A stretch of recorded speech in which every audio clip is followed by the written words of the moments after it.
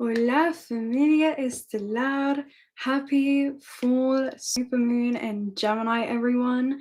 I'm just going to say hello to everyone in the chat and then we are going to begin. I have some messages for today. I'm reunited with a lot of my tarot and oracle decks, so I'm super excited to be able to work with them again. It's been a minute and we'll just wait for everyone to hop up in here. Hi, XYZ. XYZ said, I noticed my energy all over the place for the past few days, and then I look up and saw it's almost a full moon.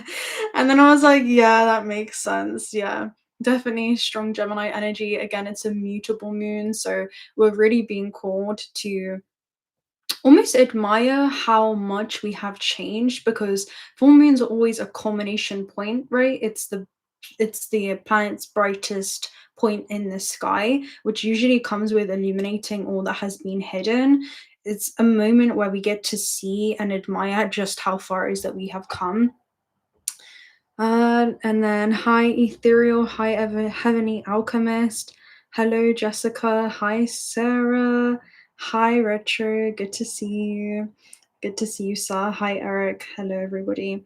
Yeah, so with this Gemini full moon or super full moon, one of the big themes that we're looking at is something that would have started from May 2025. This would have been earlier in the springtime during the new moon in Gemini, right? Towards the end of May that we had. And we're beginning to see the results of something that was planted way back then, right? That had time to kind of germinate, something that you've been nurturing. It's going to be some type of area in your life. Perhaps it's, you would have to look at your rising sign. Maybe it's going to be your seventh house of partnerships, right? If you're Sagittarius rising, maybe it's going to be your 12th house if you're a Cancer rising or have Cancer in your chart, and something that was planted behind the scenes. Maybe it's a hidden gift that you've been working with that is now being brought into the limelight, and it's an aspect of yourself that you're sharing with the world, or a new facet or face of yourself that you're going to be sharing with the world during this time. So the theme is about a revelation. Gemini is also a dual sign, so it's about a timeline choice, and it's the moment where our words, Mercury, become a reality for us. It's not just a soft one, it's something that's going to be very mentally activating for us during this time. It's going to reveal a timeline splitting where it's almost bringing forth some type of information to the surface where you can't see the way that things were before, right? It's now like you have a different kind of sight, or things that you weren't ready to acknowledge, you're finally ready to address or confront, even if that's something within yourself during this season as well. Hi everyone, we have some more people rocking up here. Nice to see you. Hi Flow State Energy. Hi Sheila. Hello everyone. So yeah, it's a twin split. It's the splitting between timelines. Okay, let's go ahead and open up. Oh, should we talk about the Sabian symbol for those of you that have not seen the full moon in Gemini reading that we had posting today? It's a version of you rooted in old habits or old stories or old thinking that's now versing this next level of yourself. It's where we're no longer negotiating with the aspect of ourself that tries to self-sabotage or has a wound around just receiving how much the universe is ready to embrace us with, right, in this next cycle. So it's expanded thinking. It's about a higher frequency version of your mind, your identity, and then resonant timelines that will match that embodied state of being. So you'll definitely feel like this is a moment of an inner choice, right? This is going to be a full moon where your voice and your beliefs are changing, and you're focusing on what story do I follow entering into 2026. This is one of the last full moons of the year, so it's definitely acting as a threshold, almost like I'm seeing almost like a precursor of what's to come as well, where there is this hint or taste or curiosity that you may have around what this next season has in store for you. So I feel like we're definitely going to tap into that when we open up with the oracles. But the Sabian symbol is the 13 degrees. What is 13 degrees? It's an Aries degree. right? And 13 is actually a new chapter, but it's not a 1 degree of Aries, right? It's a 13, which is the second go around. So it feels like this could be almost like a full circle of a full circle moment. It's like you've come so far, and now you're really understanding why you had undergone everything that you went through. It's like you're coming back to a familiar spot, a familiar place, a familiar feeling, but with a completely different level of self-belief, level of self-trust that you've been able to cultivate within yourself. That's what it feels like. It's something that you're mastering, okay? Something that you've already mastered that now you're finally beginning to embody. So the 13th degree is a famous pianist giving a concert, and sometimes phrased as a great musician at that piano, depending on the source. And the symbol is extraordinary for you because it describes some kind of public mastery. So perhaps it's something that was mastered behind the scenes that now other people are beginning to witness, right? It could even represent visibility or performance, or the courage to really express your soul in front of the world in some way. It's where this change is actually visible, right? Some type of shift that was happening within you. So this is a degree about someone who has practiced their craft in private and is now ready to step into the spotlight. They're ready now to almost be, world famous or go global for this thing. It's more about recognition now. It's more about fully owning this mastery. It could also be about mastery that's made visible, or a shift from rehearsing something into a performance, right? It's a very different vibe of where you've been practicing something, where you've been rehearsing something, and now it's ready to kind of bring it to the stage. It's almost like the whole package has been created. Thank you so much, Jessica, for your super chat. You are deeply, deeply appreciated. Happy super full moon in Gemini. May your energy return back to you tenfold, collapsing into your reality through all forms of abundance. And you guys may wonder why I say that, but when I talk about all forms of abundance, this is about abundance in opportunities, abundance in synchronicities, abundance in networks. It's more than just the material things, right? It's how energy is kind of conversating with itself through all of these different tangible and also intangible forms that are readily accessible to you. So the essence of this symbol is mastery that's now being revealed, almost like a public expression, if you will, of your inner genius finally coming out, and maybe some type of communication through a performance as well. But it's a message that's now ready to be heard and not hidden, right? So what version of yourself are you ready to really embody and reveal to the world? Again, it very much is like the moon maiden energy. Something that you kept precious and close to your heart is now ready to be revealed, and it's time to do that in becoming more whole, right? Which is to integrate. That's what it is to become healed. So it feels like something that's very healing, because it's almost honoring the soul's calling, the call for exploration, and it's stepping onto almost this stage of destiny. So it's where that creative frequency becomes audible. So yeah, 13 degrees. It describes the moment around I'm ready to be seen, my voice is ready to be heard, and I have a mastery that's ready to be shared. So yeah, it's a public emergence of a long cultivated inner gift. Even if this is something that you've been cultivating, through many lifetimes, that you're finally beginning to show to the world within this lifetime. It's almost like everything has been new to this moment. So it's years of unseen preparation that crystallize into this one moment. And it's from this moment moving forward. It feels like this is the start of a new chapter in your book, right? So let's go ahead and take a look at this. I'm going to open up with a Cosmos Oracle message for you. Yeah, something is suddenly rising to the surface. It feels like something in which you're streamlining as well, Sidereal space belonging to the planets or the stars. Sidereal space talks about an outsider that's looking in. So again, you have this higher universal perspective where you're looking at the landscape of time and space when it comes to the selection of timelines, and how you can bring this self moving forward, and almost in how you can navigate this next terrain. And there's some type of vantage point that you have. It's a fractal of yourself existing at a higher level of understanding, and there is this intercommunication, right, where you're addressing the oracle within. It's almost the moment around, let me make an executive decision around how I want to navigate my life moving forward, or how I want to integrate this thing into my life, right? Now that I know this thing within myself and this potential, how could I sleep on that? So sidereal space belonging to the stars or belonging to the planets. We also have void at the base. So there is something that's becoming very, very clear or evident to you. Let me go ahead and read this message. Sidereal space.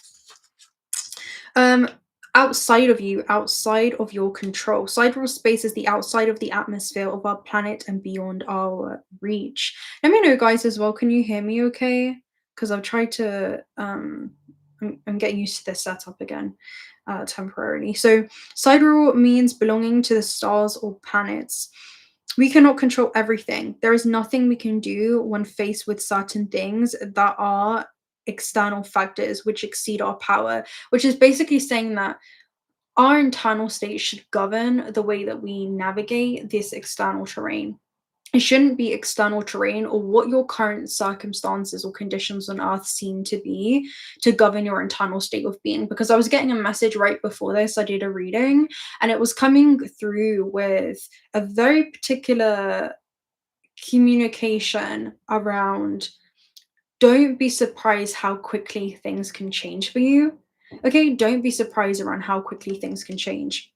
So there are hidden forces with a higher power which handle those things that we as humans are of a limited scope. So you can only see so much of what's going on. Okay, there's so much behind the veil, there's so much behind the curtain, there's so much existing all around us in dimensions which are just frequencies beyond what it is that our human eyes are able to perceive, right? And look at. We can look at under 1% of the light spectrum. Okay, the rest of us multidimensionally is communicating with so much that extends beyond this vessel, but we're always surrounded with, but just don't know it. So it feels like there's something that's going to be unveiled to you. I'm seeing something slowly crystallize into form as well.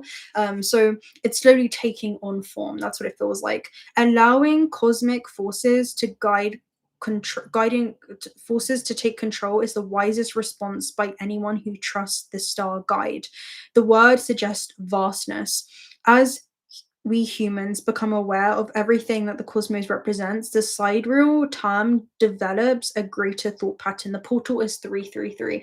333 in our angel number message deck is the card of potential. So it feels like, again, your highest of potential has arrived. Thank you so much, Heavenly Alchemist, for your generosity, for being beloved you of the divine strength. Did I get that right? This is for anyone. Get in touch and say sup with a sunflower. I love that message so much. Thank you so much. May your energy return back to you tenfold, collapsing into your reality through all forms of abundance. Yeah, guys, the energy that you send out, it comes rippling back through the cosmos, carried forth in a luminous wave, right? So yeah, just that circle of giving and receiving, right? Releasing to begin to receive. That is that universal flow. It's where this world will become as stagnant or as static as we are, right? If we hold belief systems within ourselves that limit the way that the soul chooses to express itself or yearns to express itself in this experience, we'll see blockages appear in our external reality. When we begin to surrender and flow and come back into this cyclical, reciprocal cycle, that is the divine masculine and divine feminine within us, right? That is where we come into this mastery in our relationship with matter, our mastery in the way that we engage in the third dimensional realm, right, in this physical experience. And there was another message that was coming through that I got earlier from that. We'll see if it comes back around, but thank you guys so much. Let me what are you guys saying in the chat? Yeah, Jessica, I am visiting family at the moment. I have a lot of Sagittariuses in my family, so a lot of birthdays coming up, right? A lot of solar returns, which is something being illuminated to the soul's journey. And again, we're in Sagittarius season, so it's that season of not limiting our dreams to the height of our sight and what it is that we can see now, but instead elevating our frequency to the level of our vision. You know, there's something great in which you're connecting to, again, something that goes beyond you, something that goes beyond this matrix. You branch and extend far beyond this system. Okay, thank you guys so much. Okay, right, let me continue. Oh my gosh, you know what I'm gonna do, guys? There's so many cards I've been wanting to use that I kept here. So we're going to take a look at the Soul's Journey card, this deck. I haven't used it in about, I don't know, probably maybe March. So it's been a while. Let's see. Let's take a look at the Soul's Journey and what you need to hear most right now. Fear. I realize that I'm testing my resolve to live in the energy of love. So it's about becoming greater than your fear, right? Fear is a frequency of thought that's also linked and vibrationally organized with that fear of emotion, that fear within our DNA, right? Within the memory of who we are. It disrupts the way that we see ourselves in this system because it causes us to contract. It causes us to begin to brace instead of embrace. It begins to leave us feeling overpowered by external forces instead of beginning to feel empowered and to begin to feel empowered as we begin to embrace this new season and this new cycle of our life. So fear, to become greater than mind, to become greater than the body. And that's where we begin to master our relationship with matter. That's where we begin to master our relationship with the physical realm. So let's go ahead and read this card and we will recap the message. Our greatest potential lies on the other side of that fear, right? Our freedom lies on the other side of that barrier in which we set for ourselves. This season, especially in regards to what does this look like stepping into 2026, what does the greatest embodiment of yourself look like? It's the one that acts even in the presence of that fear. It does not wait for the absence of it. It speaks their truth, even if their voice shakes. It does that thing and it makes friends with the unknown. Every time we begin to fear the unknown, what happens is we disconnect from our higher self that knows our full potential lies in that vast sea of possibility. Okay, so I realize that I'm testing my resolve to live in the energy of love. The outcome of all choices in life is determined by two emotions, fear and love. Did we cut out? Are we still live? Let me know, guys. Fear or love. Your soul is made of the energy of love, and fear is an earthy manifestation of a challenge. So, how can we begin to embrace challenges as our higher self would? You are stuck with me right now, live. Okay, great. To embrace and wallow in fear is to go against your very being. Fear in its many guises is the obstacle that your soul uses to test its tenacity to stay on track. Do you know what that means? We're in a third dimension, right? What does that mean? Third dimension means that there are dual forces, there is polarity here, there is contrast. We feel and choose from love or we choose from fear. Now, the interesting thing is when we begin to step into the state of the observer, if you guys have done Vipassana, which is mindful meditation, is where we begin to observe our thoughts, that fearful aspect of ourselves becomes no more than background noise in a coffee shop. That's the fear, that's the voice of control, right? It's about where that love of power is overcome by the power of love. We begin to nurse and integrate that fearful aspect of ourselves and almost see it as, a scared child that we are now guiding through the world. That's the important thing about your multidimensionality. There will be many dimensions to you, right? Many frequencies existing within you. And it's about how you can harmoniously begin to coexist with them. The voice of fear will never go away. It's about you being able to integrate and changing your relationship to it. Any kind of exaggerated emotions or expressions, right? That really is a call for love. It's not an act of love. The act of love is being able to acknowledge that call for love and say, okay, it's okay. I am safe. Let's do one thing right now and let's just realize that we do not need to go externally in order to feel safety. We can fill our body with safety in the here and now, right? We can ground ourselves down into the center of the earth. We can begin to fill our body with that sense of security, that sense of stability. You are safe, you are stable, you are secure, because this is root chakra energy. That's what it is. And the reptilian brain in its highest octave is actually something that can assist us in performing and excelling in this realm. It's where we begin to really remember, okay, I'm having a physical experience and we're really immersed within this physical experience. But we turn our attention away from solely the material and we remember that we are immaterial. We are more infinite than we are finite. So don't allow finite things to govern your internal state of being. That's the first message. Okay, so fear in its many guises is the obstacle your soul uses to test its tenacity to stay on track. For a soul, human life can be very difficult, but acknowledging that your soul's true nature in love will always help you on your path. So, practical integration of that is acknowledging that unconditional love is unconditionally accepting that fearful aspect of ourselves and changing our relationship to it, transforming and alchemizing our relationship to it, which will change our resonance and the way that we relate to fear. So when fear raises its ugly head, it is really an opportunity for you to stare it in the eye and turn that doubt into trust. Okay. And what's that saying? There's a saying around doubt feeds the voice of fear. So when we begin to feel fear, it's because we actually doubt our ability. We doubt our potential. We were taught to doubt our potential in this realm. Okay. When we begin to fall into that doubt, then it actually impacts our solar plexus, right? That's where we lose confidence in ourselves. That's where we don't trust ourselves to navigate, no matter what our circumstances may seem in the present. So view it as a teacher. What lesson are you learning from these fearful emotions?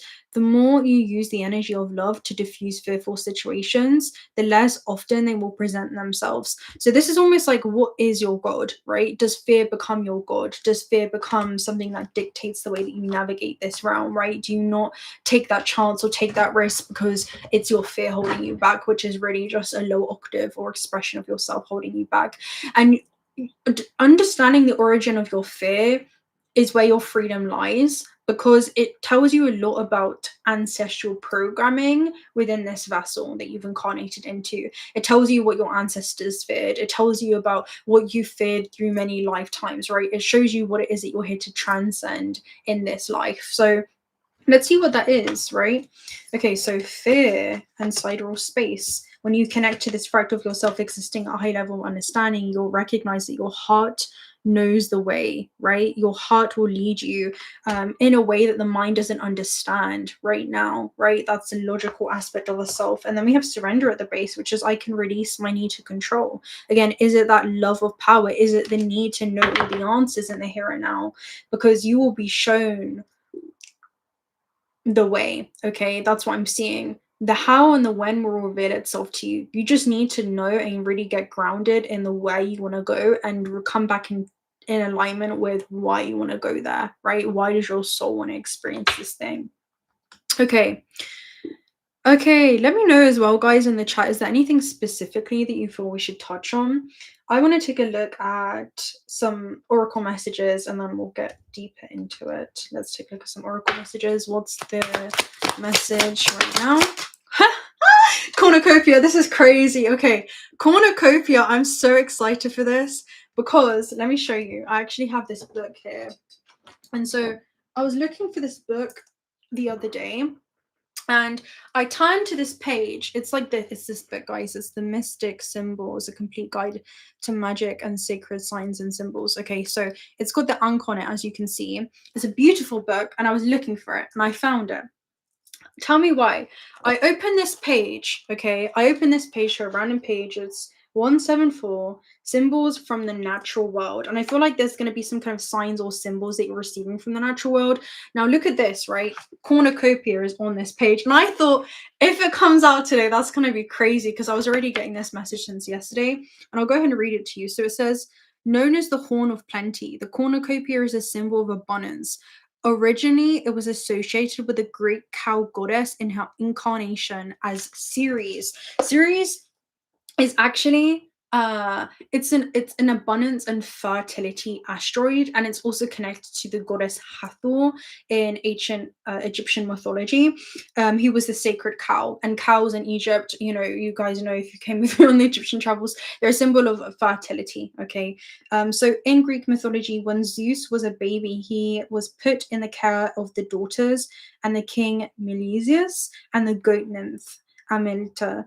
He was so thankful for their kindness that he broke off one of the goat's horns and gave it to them, saying that it would be filled with food and drink. Cornucopia are used as decoration to symbolize unending plenty. Unending plenty. This is a season of abundance. This is literally and like your guides again walking you into this new chapter, this new season, and it's this door, and you're stepping through that door, and they're not following you anymore. You know, this is where you're being called to step through that door, and they're not following you because what you're stepping into is not danger. It's actually timelines that are aligned with your highest possible destiny. That's what this is. And you can now take everything that you've learned thus far and begin to integrate that, begin to embody that, and actually practically use that in your life. Um, and then what's also interesting is on the way here, when I was coming back from Peru, I kept seeing this three-leaf clover, right? And this was literally on this deck as well. And this talks about it being a symbol of the Trinity. What is the Trinity? It's the divine masculine, right? Which is the physical vessel, the divine feminine, which is your soul. It's a non-physical aspect of yourself that come into the alchemical marriage that forms Horus, Christ consciousness, right? If we talk about Isis and also Osiris, it forms the Trinity. It forms mastery over creation, mastery in your ability to remember yourself as a creator in this realm. So that's super interesting as well. And it also says, as he drove all the snakes out of Ireland, legend has it that no snake would ever touch a shamrock. So this is a Celtic symbol, which is super interesting. That could be symbolic for someone there. Yeah, the three-leaf clover. Okay, anyway, so let's go ahead and read cornucopia because this is super auspicious. The fact this came out today, that was just confirmation on confirmation. Number 11, it's one of the most auspicious cards in the deck. So we're going to definitely tune more into this energy for sure. Oh, do I have my timing oracles? I do. It's about to get spicy in here. Okay, so wishes fulfilled. You're stepping into a season where this is harvestation season. That's what this is. There's something in which you're harvesting now. And this is fruits of plenty, right? So an abundant harvest and great blessings are waiting for you. And you may find all your wishes fulfilled in the cornucopia of gifts from the universe can come in the form of financial riches, job fulfillment, romantic love, or all of the above. So we're talking about all forms of abundance. That could be that alliance, that could be that connection, that could be that network, right? This is people and places and things that open doors for you. We're in a season with that's ruled by Jupiter. You know, Jupiter is about expansion, good luck, good fortune. Jupiter right now is in Cancer as well, and also retrograde. So this is the fairy godmother, right, in which you are as well. So when you receive the cornucopia upright, you know that you've done important work and it's about to pay off. I'm seeing that scene in the fairy godmother as well, fairy godmother in Cinderella, where the fairy godmother transforms Cinderella from like rags literally to riches. So it definitely gives me stark contrast in what you're going to be experiencing. It's going from shadow to light. It's going from lack to abundance. Again, we are here to experience the full range of human emotion, the full human experience, right? The full spectrum. But if we can sustain the 0 point, if we can begin to place ourselves in the middle, right, and neutrally observe these things, neutrally, then we begin to actually almost see this movie of our life that's unfolding. We don't have highs and lows, right? Because what comes up must come down. We begin to place ourselves in the 0 point, which is where unconditional love emerges. This is where we can unconditionally accept we can unconditionally accept the way that things are and realize that everything is a temporal experience. When we remember that and it's not finite, it's not something that crystallizes unless we choose for it to do so, then we embrace change, right? We invite more abundance into our life. Okay, so when you receive the cornucopia upright, you know that you've done important work and it's about to pay off. The seeds that you planted in your energy, right, we're talking about in May 2025, are now ready to be harvested in some significant way. Get ready for a feast of abundant value is being prepared for you now, and spirit is applauding all of your effort. So there's something.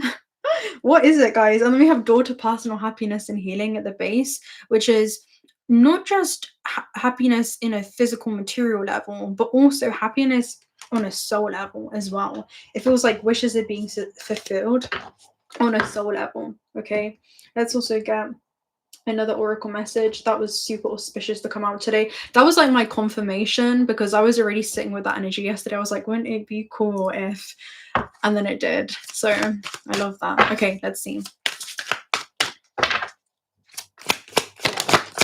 Okay, we also have Deep Knowing. I love this card. Deep Knowing. Oh, and we have a message in a bottle. I got this message. A message in a bottle, okay, was actually coming up as well. That was my second clouding for today. And a message in a bottle, I was seeing the, what's it called? I don't know if you guys have seen it. It's basically something that had fallen from the sky. It was excavated in Mexico. It's called a booger spear, I believe. And it's the interstellar equivalent of a message in a bottle. And I feel like there's an interstellar equivalent that you're receiving, right? And I'm seeing like interstellar travel of a message in a bottle. It's literally this safe passage, right? This corridor of safe passage that's being opened up for you. We're talking about a portal of discovery, some type of new timeline of experiences. 1 2 3 in the chat right now, everything falling into alignment. It's beautiful. It's, again, it's that trinity energy, where you're being beckoned to come and safely learn more about what your life on earth could be if you follow. I'm hearing like these new set of physical laws, which are all about expansion. It's all about abundance. It's all about receiving, instead of the old physical laws that would govern your internal universe, right? Would govern your internal state of being. So we have deep knowing, and there's a deep knowing that you have around what it is that you are ready to receive. Deep knowing is also, again, the octave of yourself that has that higher level of understanding. Let me see. Where is the book? Where is the book? I have so many cards here. It basically talks about there is intercommunication that's happening where you can trust yourself. You can trust what it is that's coming in. Okay, let's see. You shouldn't trust anything or anyone as much as you trust yourself. You know, it's about the relationship that you've cultivated with yourself is sacred. Okay, 43.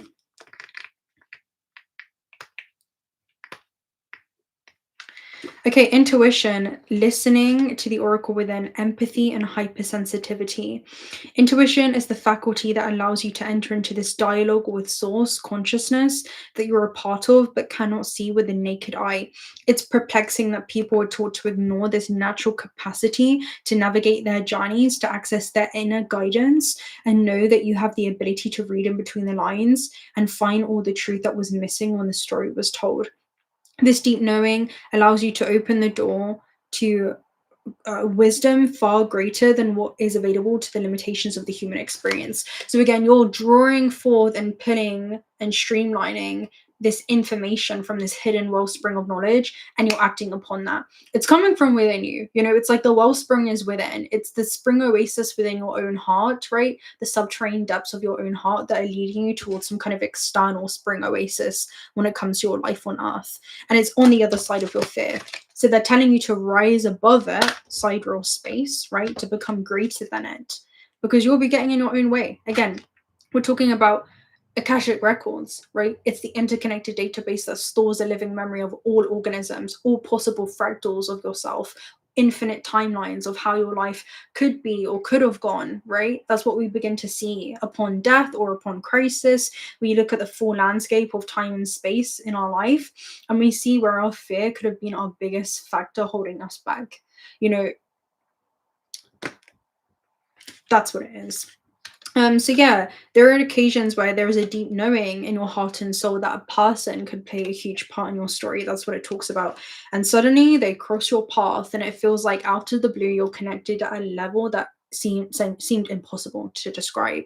It marks the moment where someone is going to be etched into the story of your life, and it's going to play a serious kind of story when it comes to your soul's journey. So it's about trusting that magic is about to happen. If this is your connection to someone or something, it talks about, you know, an alchemical marriage or two souls kind of calling each other, two hearts, you know, having telepathy, if you will. In prosperity, this is a time where your hunches will pay off, okay? Any kind of hunches that you have around career, any hunches that you have around risk that you want to take, this is you being connected to this access point of the genius of the collective, because you're tuning into how you're supposed to lead yourself in order to come into alignment with success, okay? And your definition of that. It's about acting intently. It's not going to be about a lack of calling. It's going to be about fear that arises when it comes to answering that call, right? Doubt around, okay, can I trust myself? And I'm hearing every time you kind of doubt yourself, there is almost like an abandonment that happens to the soul's journey.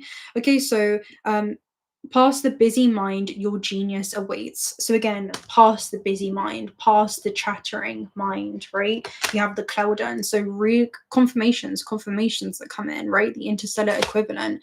It's about some type of message that you're going to be receiving where reality is going to continuously reinforce this hunch that you have. It's where that person says the thing that you were thinking about. It's where there's synchronicities in the form of angel numbers in that song that you just heard, logos on a truck, right? All type of different ways that the universe is going to be speaking to you through everything around you. It's you speaking to yourself through everything around you in your physical experience to try to grab your attention, right? We're talking about almost like I'm kind of seeing the laws of the universe. Okay, all right, let's see. What are you guys saying? Okay, I definitely want to take a look at this deck as well. It's been a minute. This is the Magic Oracle deck. Okay, you have generosity sitting there at the base.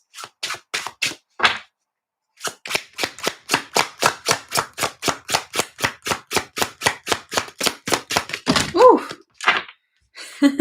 They all came out. We have present awareness that flipped fast. Right, let's go ahead and continue shuffling. I think like the half the deck just flew out.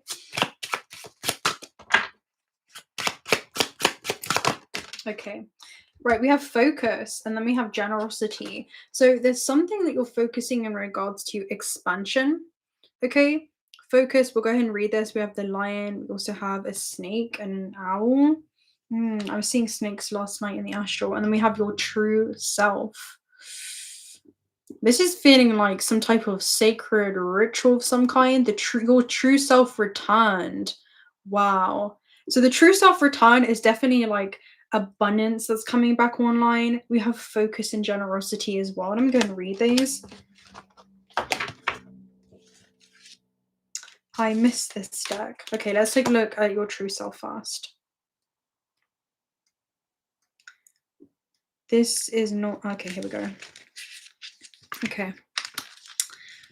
The card meaning is, how can we be our authentic selves? Every day there are many opportunities to show up as our true selves and speak from our heart without any pretense. It takes courage not to parrot to what the herd is bleating.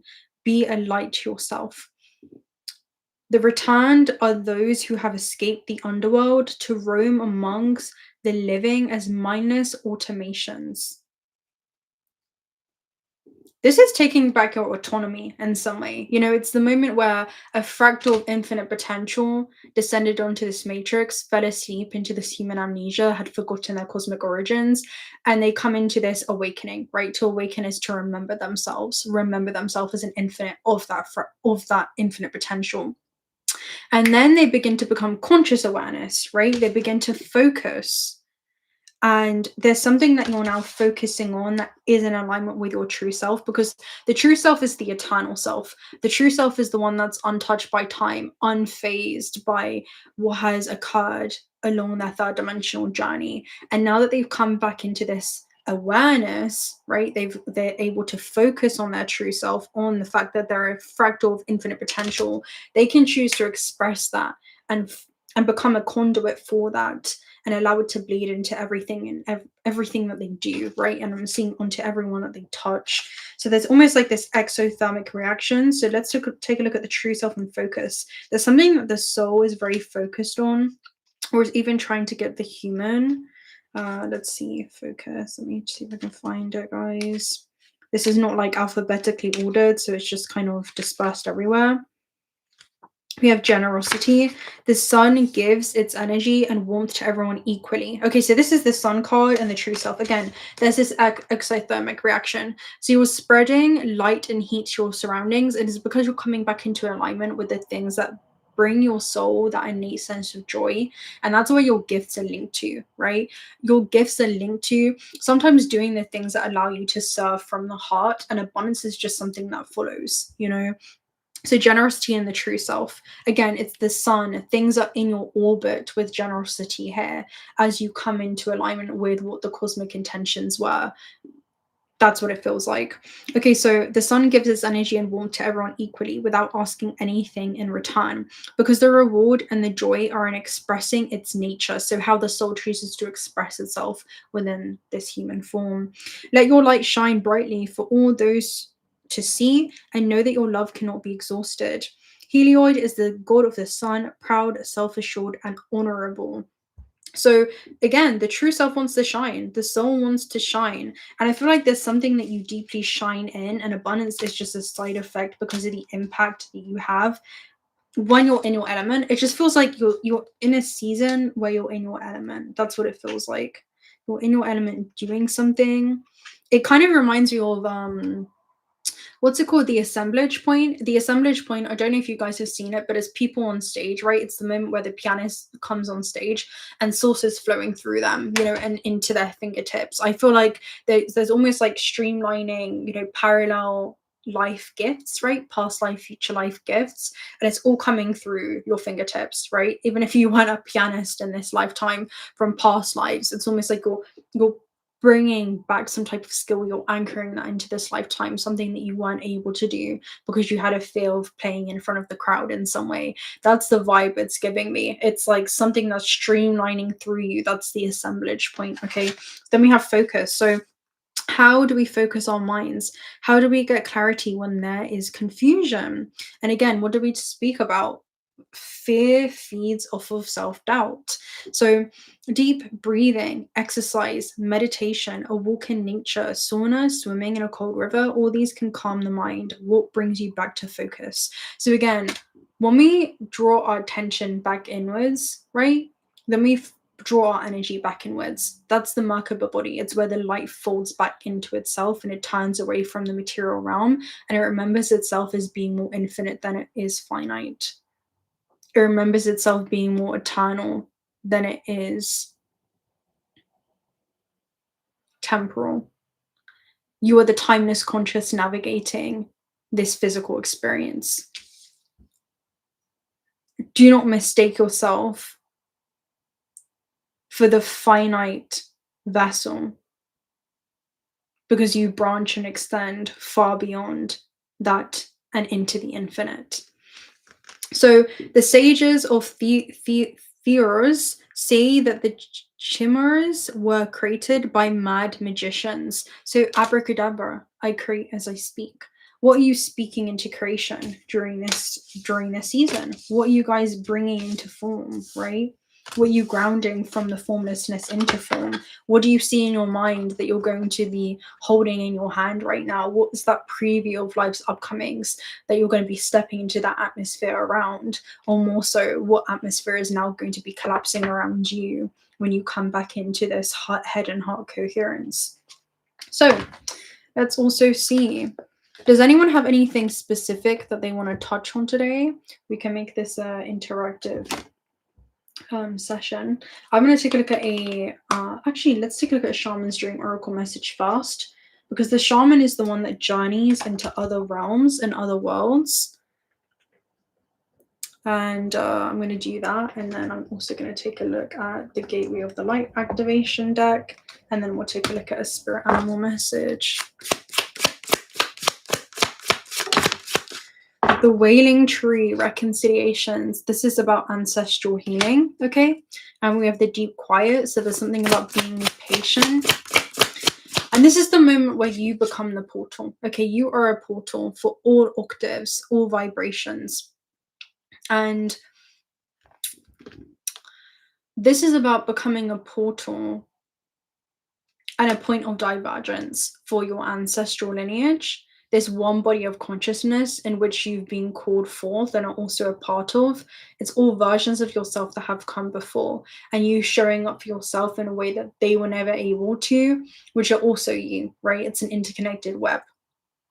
And it feels like, again, you are the portal that's allowing your ancestors to ascend through you.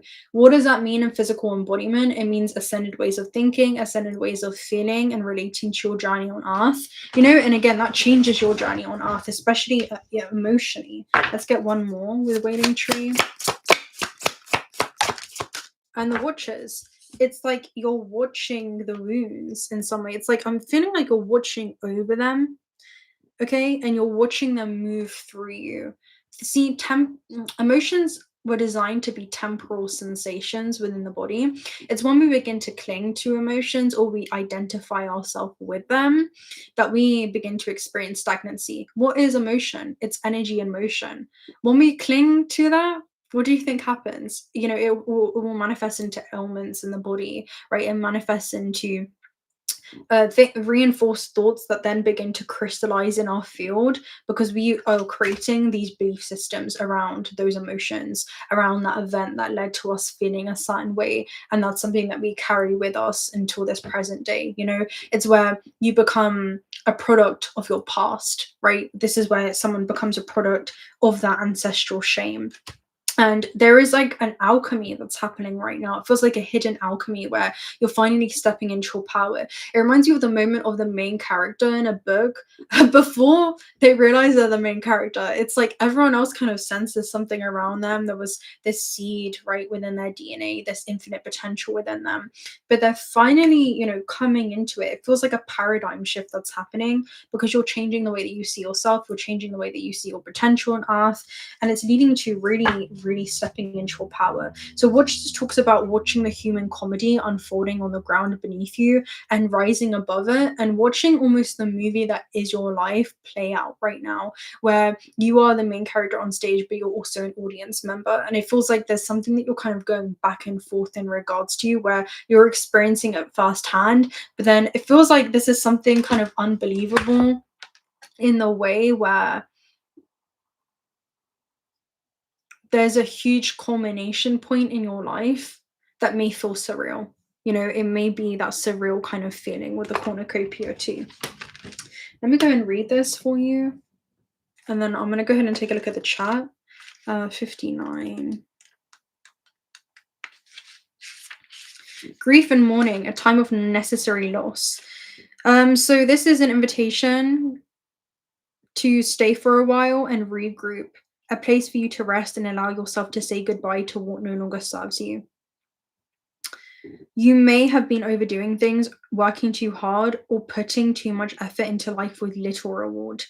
If you've been considering making a change, now is the time to do so. Again, there's something that you've learned that you can't unlearn. It feels like getting a sweet taste of those fruits of your labor in some area of your life and seeing how that can be universally applied in all areas. That's what it feels like. It's like the higher self, right? Which is like the highest navigation style, bleeding into the dynamics of partnerships. Maybe it's bleeding into your health. Maybe it's abundance. Maybe it's vitality. Maybe it's money. Maybe it's success, right? It's where the higher self bleeds in to all avenues and areas of your life. That's what it feels like is happening right now. And once you get a sweet taste of what that could be, right, you begin to envision it in your mind or experience it. It gives me a strong energy around, what is it? It's gone through my mind. How good things are, right? Or how you're in alignment with drawing in these greater things towards you. So if you've been considering making a change, now is the time to do so. One important thing to consider before you make any changes is to allow yourself to feel your disappointment, your loss, and mourn what was and what could not be. This is a way to honor your experience, to give yourself time to consider all the gifts in it, to put proper closure on it, to really know that what you've learned as you walk away into something new, even if the perception of failure, even in the perception of failure, there is much good to be discovered. You know what they say, a man's errors are his portals of discovery. I feel like there's things that you've discovered that have been necessary in your journey. It reminds you of the moment where someone's like, what would you change in your life? What would you do differently? And they come to this place of unconditional love, right? Which is unconditional acceptance for everything that has transpired. In order to truly love ourselves, we must love all the experiences that have shaped us, the decisions that we made from fear, the decisions that we made from that unconscious wounded self, where we had been sleeping and just repeating. And now the switch has flipped, right? Gemini, lights go off to on. And there's so much that's been illuminated as the lights have turned on, where it's just like you're seeing things completely differently. Okay. Even in the perception of failure, there's much good to be discovered. However, skipping the stages of loss doesn't get you to reconciliation any faster.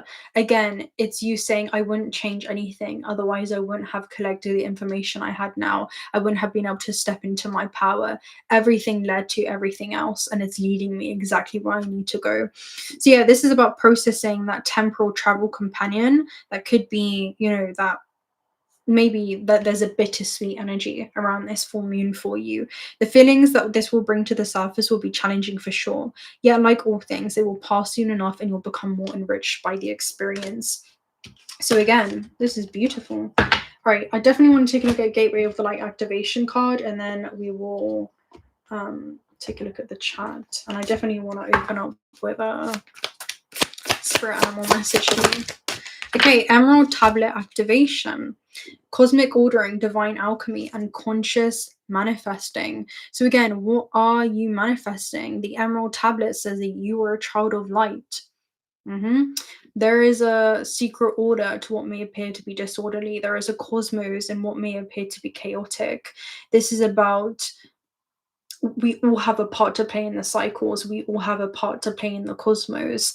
And this is you stepping into what is serving you at this stage of your evolution journey, and the experiences that you're attracting in and drawing in towards you as this magnetic force, right? You're literally a magnet that will attract everything in resonance with your current state of being at that given moment in time. And that can always change and transform. But what I was seeing, everything is just fleeting from my mind. What I was seeing with this is, what was it? There's something that you're learning around how powerful you are, right? As a magnet, as a portal. That's the energy that's coming through. So let's go ahead and read this. What was it? I was going to say something there.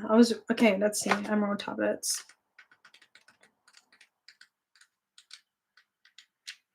That's just that Gemini moon energy, guys. You're already thinking about what you're going to have for breakfast, lunch, and dinner like 5 days from now. Okay, the Emerald tablets.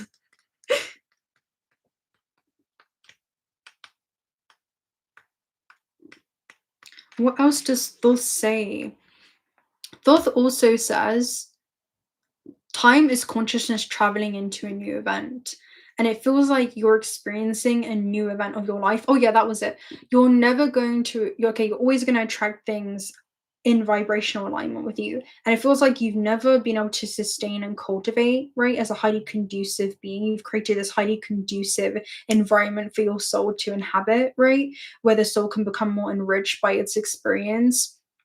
And you've never been this octave of yourself. You've never sustained this octave, this vibration, right? This high quality of thoughts. I want you to think about high vibrational thoughts as almost fertilizer, okay, for the soil, right? The garden that is your mind, right? Your thoughts are seeds. You can grow flowers or you can grow weeds. It's that type of energy. And you've created this highly conducive, this highly fertile environment for your mind, almost like a new basis in neuroplasticity, where you're reinforcing higher vibrational ways of thinking and relating to yourself, your vessel, your experience on earth.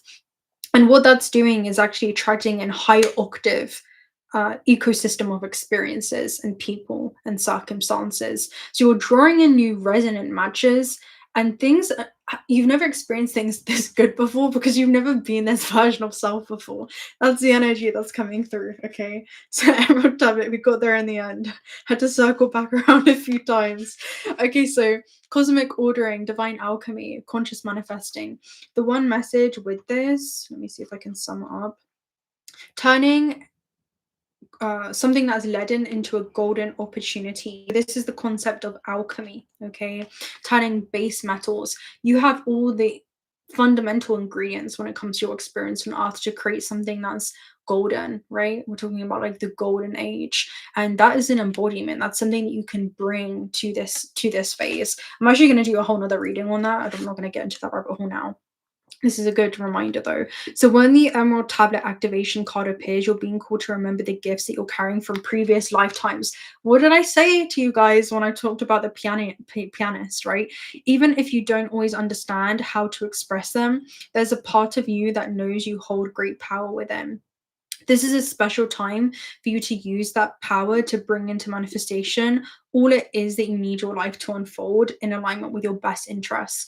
And that's exactly what happens. They're showing me the expansion of DNA, which also comes with the recovery of this memory. And the only way that you can expand your DNA is to clear this dense debris within the body, right? Stagnant emotions, right? That want to go somewhere. That suppressed emotions actually coils up that DNA strand, right? It calls it up and it suppresses it.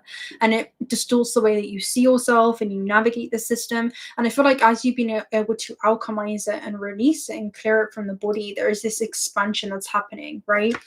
So this is a special time for you to use that power in manifestation. All that has unfolded so far has given you the opportunity to learn and grow, even the unsettling moments. But you are a master alchemist with the capacity to take what was once challenging and use it to create positive opportunities for yourself. This reminds me of, I accept all vibes, not just good vibes only. I'm an alchemist, right? I'll take whatever you can throw me. It's okay, I am going to, guys, my brain is just this Gemini moon full. Okay. Oh my god. It's okay, it's definitely giving me that energy. What was I gonna say? But you're a master alchemist. Okay, with the capacity to take what was once challenging and turn it into a golden opportunity. Okay, we'll come back around to it. It always comes back around. Okay, as above, so below. All the thoughts you send up to source will contribute towards your evolution on Earth.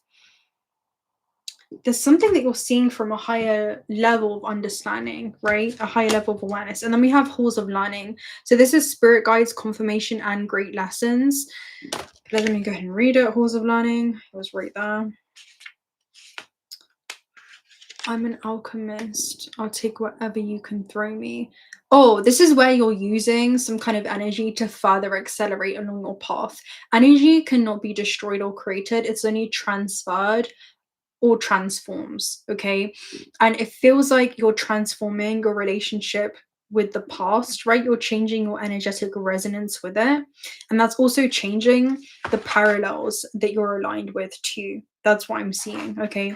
Even how can you change your resonance with your current circumstance? Do you feel like, okay, there is a an unavoidable transformation, right? Am I going to allow that to overpower me, or am I going to say, okay, I trust myself and I'm going to become empowered by this instead of bracing for it, contracting, right? Choosing fear, I'm going to choose love, and I'm going to embrace and expand and almost fall into this new experience of where I'm guiding myself on a higher level, right? So, halls of learning. You are on the path of great learning. Spiritual beings are drawing close to you during this time. If you're facing challenging or difficult circumstances, you've just moved through such a time, you're being called to review what it is that you've learned about yourself. If you're still feeling overwhelmed by a certain event or asking why it happened, call on source your guides to reveal the pattern, the trauma, the wound that has contributed towards this challenge. If you aren't experiencing challenging energy, the reason is that you've made huge progress on your spiritual journey, so much that your perspective has shifted. We literally just spoke about this. And you can see every challenge as a window of opportunity, right? Every single challenge, I do not care what it is, has an equivalent seed of opportunity within it. You can choose to see life in that optimistic or pessimistic point of view, and both truths can be coexisting with one another, right? In this dualistic aspect and dimension that we're existing in. So embrace that duality within yourself. That's what the full moon in Gemini is, right? It's being able to see, okay, that was unfortunate, but there's also great fortune hidden within it, you know? So especially for the soul's journey, you know, often what feels like poison to the ego is actually medicine for the soul. So the halls of learning gateway indicates that your spiritual gifts are developing at this time. So that's happening. It feels like it's this spiritual athleticism, if you will, right? It's like this athletic course for the soul's journey. That's what earth is. It's a conscious womb. And the soul's experiencing growth through contrast. That's what it is. It's rapid growth through contrast, because the more resistance you do, the stronger you grow, right? But it causes that breakdown. Even when you're building muscle, you know, we spoke about this, the fibers begin to break down so that they can reconstruct and build themselves even stronger in the physical. Why would it be any different for the soul? So yeah, anyway, let me go ahead and take a look at the chat. What are you guys saying? Are you enjoying this full moon in Gemini? Let me know where in the world you are tuning in from. Used to run from it, now we invite it in. 100% true. Yeah. Okay. And the thing is, we only experience love in this realm because there is fear, right? We experience limits just to come back to our limitless nature. That is the journey of the human experience. You know, it's to experience conditions in order to be able to experience what it's like to truly walk and live in unconditional love. It's that type of energy. Okay, we have the elephant. So you're walking elephant wise, okay? You're walking elephant wise. Open yourself to true abundance. Archangels Mary and Raphael. And we have the snake at the base, right? You know, this is the card that I was seeing. If you guys saw that reading that we did inside of the cave, and I thought I had a snake. And snake showed up in the astral as well last night, and you can see the Neptune energy in the back. And Neptune is like it's a gaseous energy, right? We're in period 9 right now. We're in numerical year 9, 2025. So this is the ozone layer of the body. It's the intangible part of the body. That's something that we've been called to trust and develop and cultivate a stronger relationship to, right? Which is the unknown. It's the things that we cannot see. It's our connection to a higher power. This is what 9 is all about, right? It's transcending the human experience, looking at life through the lens of the soul, lifting the human condition. So living according to your divine essence, that's something that you're coming back into alignment with as you open yourself back into true abundance. All you're doing is opening yourself back to your birthright. All you're doing is opening up yourself back to home. That's what it is. That's really what it is. You know, it's the all and nothing simultaneously. Let me go and read elephant for you. It's been a while since we went live. I feel like we used to go live quite a lot. It's been a couple months. Okay, so open yourself to true abundance. This is 5th dimensional blueprint for family life, and it also talks about bull elephants are kept away from the center of the family. They are very psychic patriarchs and are great telepathic communicators. Archangel Raphael directly hails them, and this is through the link to Jupiter, which is an ascended aspect of Jumbe. So again, Jupiterian energy, right? And the planet of enlightenment and cosmic abundance to access consciousness of prosperity through love and happiness, which they spread. So this is you. It's like you're spreading love and happiness through the things that you're connected to, through this truth that you're interconnected with, because you can always find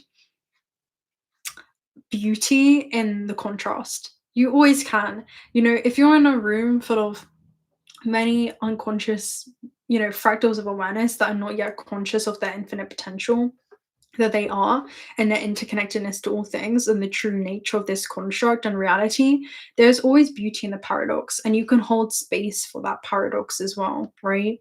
So we experience completely different versions of reality depending on how light is traveling through that internal lattice, right? The belief systems, the way that someone sees themselves.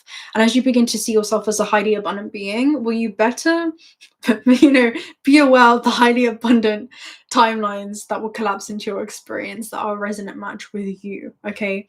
And that's how people see you as lucky, or things just appear out of the blue, but for you, your radio station, you're tuned into that higher frequency, right? It's that dial that you've tuned into. So yeah, this reminds you to keep your frequency high by having more fun, playing with being joyful, right? You are here as a creator. You are here to play. School is your earth playground. When we come back into that innate aspect of ourself, that's where we link our profound gifts, right? That's where we spread this joy. Again, that's where you have with generosity the exothermic reaction. That's where you transfer that light and heat into your surroundings. And that's why you don't look like many around you, because you are embodying and mirroring a different example. You're no longer mirroring back the reflection of the wounded self. Instead, you're mirroring what that infinite potential looks like. And that can be intimidating for those that are not ready to embody and address that within themselves. You're here to serve as that reminder, okay, and to hold space for you can it's learning to almost not interrupt the soul's process. And sometimes you plant seeds just by that embodiment. Sometimes you plant seeds by the things that you're brave enough to do, right? That's where you plant seeds by, becoming fearless, which is not to have no fear, but it's to become, greater than your fear. That's what it is. So that's really what it is. Okay, so again, it's linked to Jupiter. It also talks about calling in cosmic abundance and bathing in that consciousness. Feel this energy permeate, permeate your cells, and know that the universe supports your divine perfection and heart's desires. Then send out this stream of light to help build the crystalline web of light around our planet. So again, this is something that it's this network of experiences. This is almost like it feels like a, what's it called, not a sequence of events, but it feels like a sequencing that takes place in your life, where there is this spreading. It almost feels like something that's contagious and begins to spread. It's almost like your joy is contagious. This thing that you do is inspirational as well. Like you could become an inspiration. That's what it feels like. You can inspire others just by honoring the soul's calling. That's what it feels like. Okay. I missed my tea leaf message deck, so we're gonna go ahead and take a look at some tea leaf messages. Is there anything in the chat that you guys feel like we should cover today? Let me know if anyone wants to ask a message on behalf of the collective here. What are we watching next? Who is the magician? Month of the year, July could be significant for you. July could have been a significant month. This is also Cancer, Leo energy. We have temporary situation, and we also have solid foundation, success with effort. So there's a new foundation that's being laid. Things that maybe you once valued or wanted once upon a time. I'm seeing like almost like a house of cards that falls down.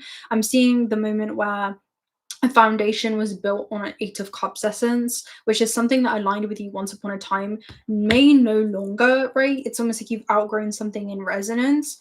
So that foundation is now faulty. That foundation is now compromised, right? It's built on misaligned values. And there is this new congruency in how you're moving. So there's a new foundation that's being laid to actually support the things that you're building for yourself moving forward. We also have peace and harmony. So again, that's going to be more of a peaceful season that you're stepping into. Let's get one more. We also have sun, happiness and well-being. Again, the sun has many things in its orbit. So it feels like, again, resonant experiences are going to be orbiting you, okay? We also split it on time to go out and have fun with grapes.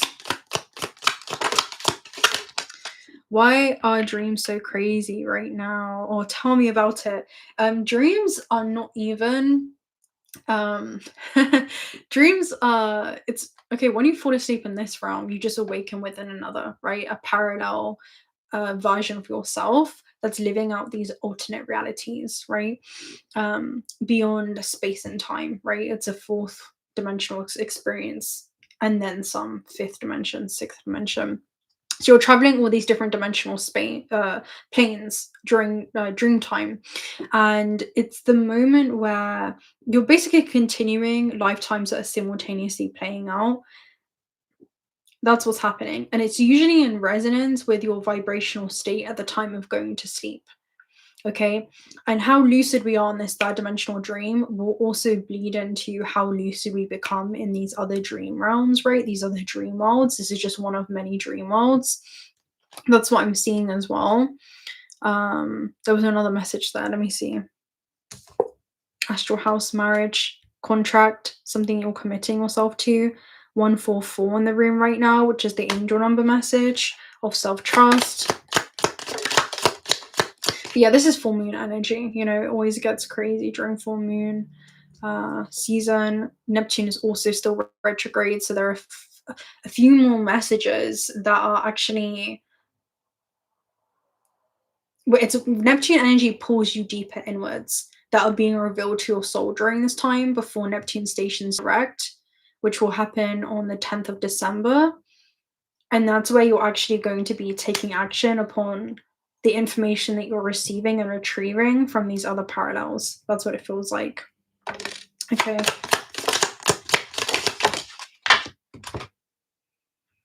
Okay, we have forest, muddled or unclear thinking. We also have someone will try to make you do something against your will. So free will, right, is super important. If we're not aware of our free will in the third dimension, that also bleeds into other contractual agreements that we can actually enter during dream time. We have danger, especially in money matters. So again, this could be scarcity, other things that happen, cracked cup, dissatisfaction with life. There's something I feel like that you're addressing during this time, something that can no longer be put back together. It's like things won't be the same. It feels like you've expanded beyond some type of previous medium that you were immersed in. This could be like a certain reality that you were immersed in where you're no longer seeing it the same, because you're not the cup, you're not the body, you're the water, right? You're the fluid, timeless being. That's what I'm seeing. Okay, the more detached you are from finite things and this experience, the more in tune you are with your infinite, abundant nature. That's what I'm seeing it as. Right, let's see. I'm going to get a timing oracle message and see if there's anything specific that may show up this month, maybe next year, 2026. Anything specific? Where did that fly off to? Here we go. Wait, guys, I dropped the card. Okay. We'll get one more as well.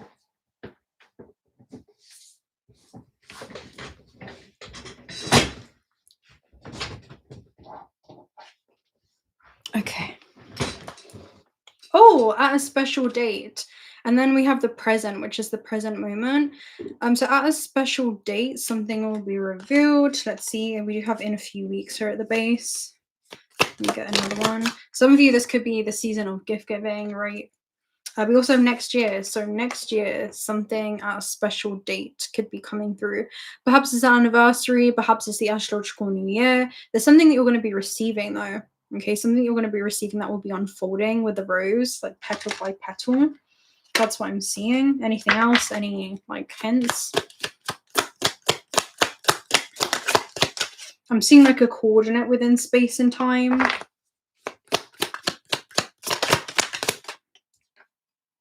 March. Okay, so that's confirmation, because I said the astrological new year, which is March 21st. Okay, so March 21st, March 22nd, perhaps on the spring equinox could be symbolic. Okay, that's going to be the reset. That's also when we are going to be in the year of the, well, from February, actually, we're going to be in the fire horse.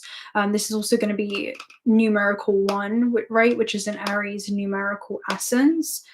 So this is a reset that's going to be happening in your life. All right, so there's going to be some kind of gift in the astrological new year as well. So keep an eye out for that date. Right, anything else? Anything else? Should we do some tarot? Oh my gosh, wait, let me use this deck as well. Should we do kippers? It's been a while since I used the kippers. And then we'll do a Cosmos. We have official pass in that flipped.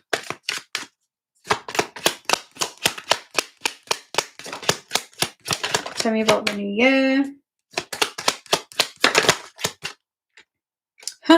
Okay, so despair came up reverse, and then we also have great fortune. So what did we speak about earlier? You know, it's like the fairy godmother, Jupiter in Cancer, that is don't be surprised how quickly things can change, is transforming Cinderella before her very eyes. And then that also transforms the way that other people also see her and perceive her. But it's not just because they're showing me, it's not just because of the external things and like how she looks and her, what it is that she's wearing, but it's because of this connection that she's cultivated with the divine. No one else can really see the fairy godmother but her and other beings that can also tune into that dimensional layer and field of reality. So the way that I'm seeing it is, again, she goes from some kind of no shoes or old shoes that are worn that are outgrown into glass slippers.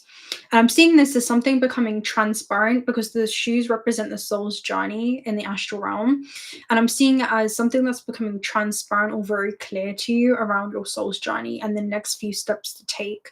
And that's going to lead to some type of great fortune there as well. We also have community at the base, so again, I feel like this is some type of connection that you have to networks. This is like 11th house energy, but maybe some type of connection to even guides. We have privileged ladies, so you're definitely going to feel, again, very, very privileged. You can see her very, very happy there. We also have mature women, so this is you maturing.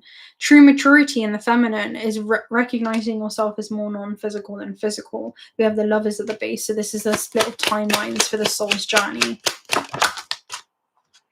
Right, we have courtship, we also have change and wealthy man. Again, we can speak about this in very third dimensional ways. Around some of you, this is going to be a change when it comes to some type of partnership. This could be when it comes to business partnerships, alliances. It could also be romantic for some of you. But with courtship, it's form, so it's about things solidifying, coming into form. Cupid is like the universe playing matchmaker when it comes to high vibrational experiences. This also could just be representing you stepping into, again, a lot of abundance in the physical realm. When we talk about man, we're talking about the masculine essence, okay, the masculine energy. So anything else? It's definitely a 𝓲𝓻𝓪𝓷𝓽 energy, isn't it? What was this reading called? Something about this gift that's being unlocked, right? And that's what it's, your gift is taking you global, which what happens next. Yeah, very much. Again, it's some type of expansion that's happening in your life. Okay, anything else that you guys want to tune into in the chat? I have a meditation for today as well that we'll do. I have my sound bowl again, so super looking forward to integrating that into the meditation. Let me just get a star seed message too.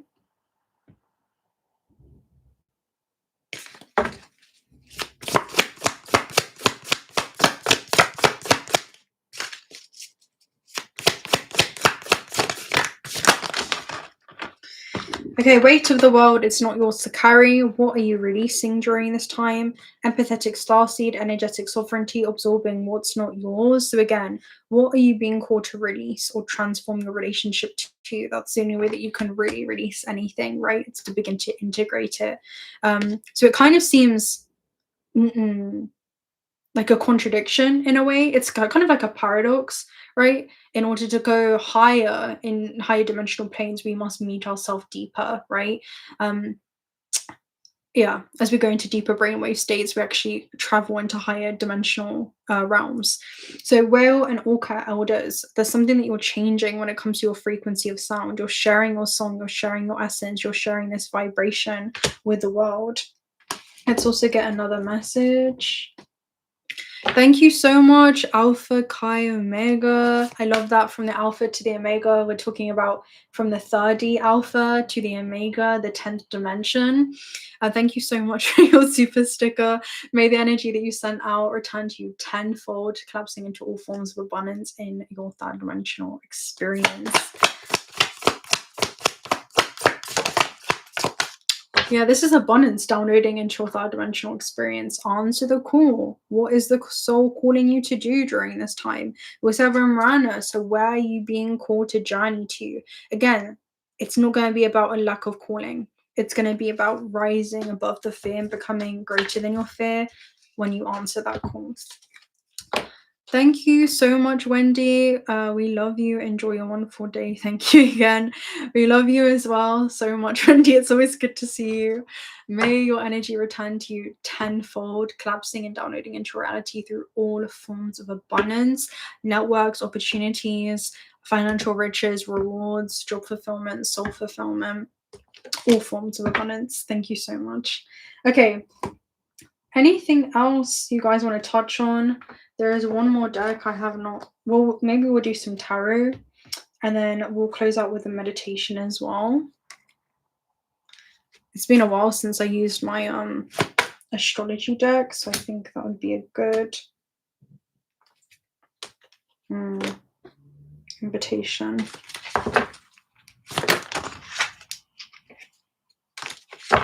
Let's get one. Okay, we have Cancer, Moon, and Belonging. The home is on the back. This is 4th house to 10th house. Some of you, it's changes that have happened in your private life that are going to be leading to shifts actually in the world stage. Maybe it's about your career, your legacy, again, the way that you impact and touch people. That's what legacy really is about. And the home on the back as well shows that it's portable. Home is where the heart is. Home can be found internally. There's always this inner still sanctuary that you can retreat to within any time, no matter what your outer conditions on earth may be in the current present moment. But also in the current present moment, that's not finite. It's always changing and it's always transforming. So how can we transform our relationship to not just everything that's brought us here, but our relationship with the present? You know, that's really where you step into your power. Okay, how can you transform your relationship to the present?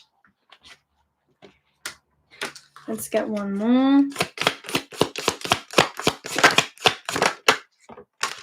Sagittarius. Okay, so Cancer and Sagittarius energy. I love it.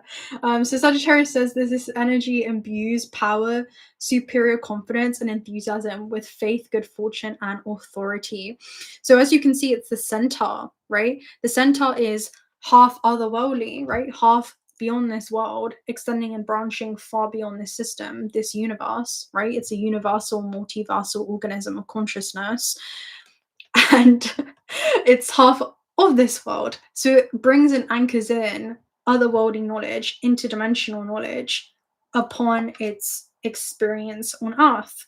So it knows that this is a multidimensional experience. You're here to feel the full range and frequency of thoughts and how conducive are they, right? What would be the highest quality? This is what we talk about when we talk about fifth dimensional awareness.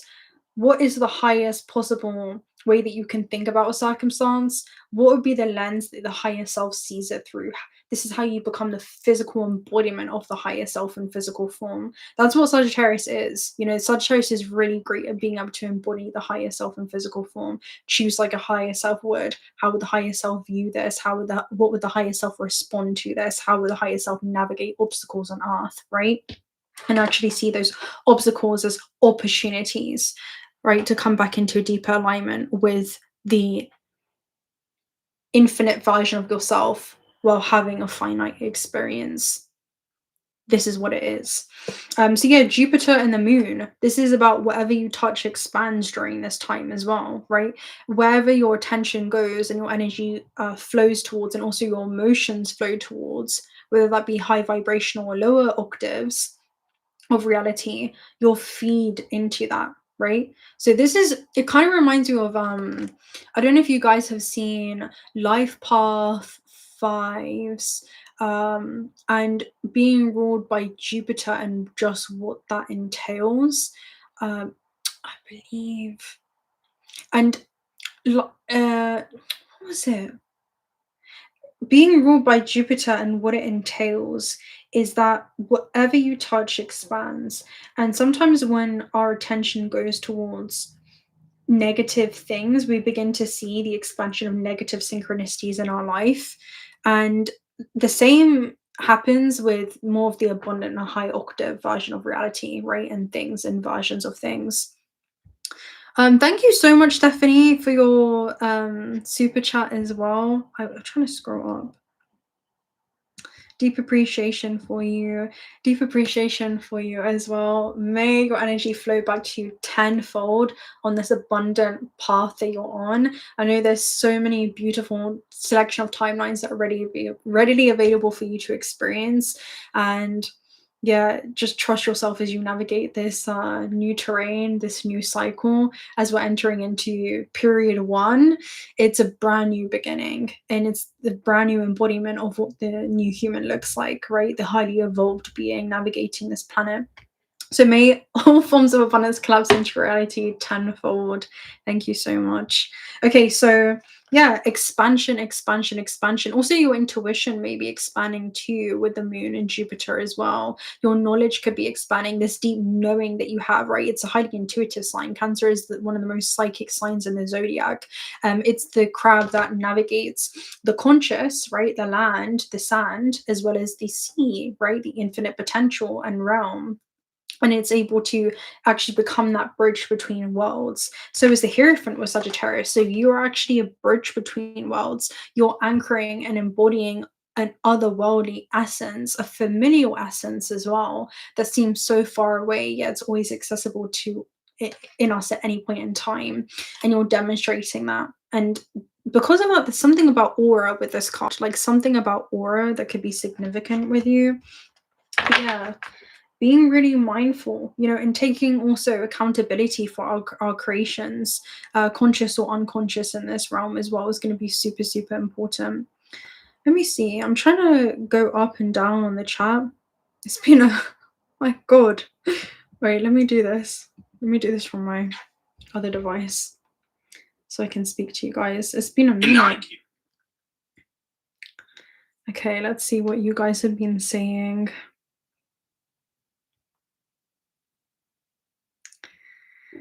Flipping the Taurus field. Hello, Lioness. Good to see you as well.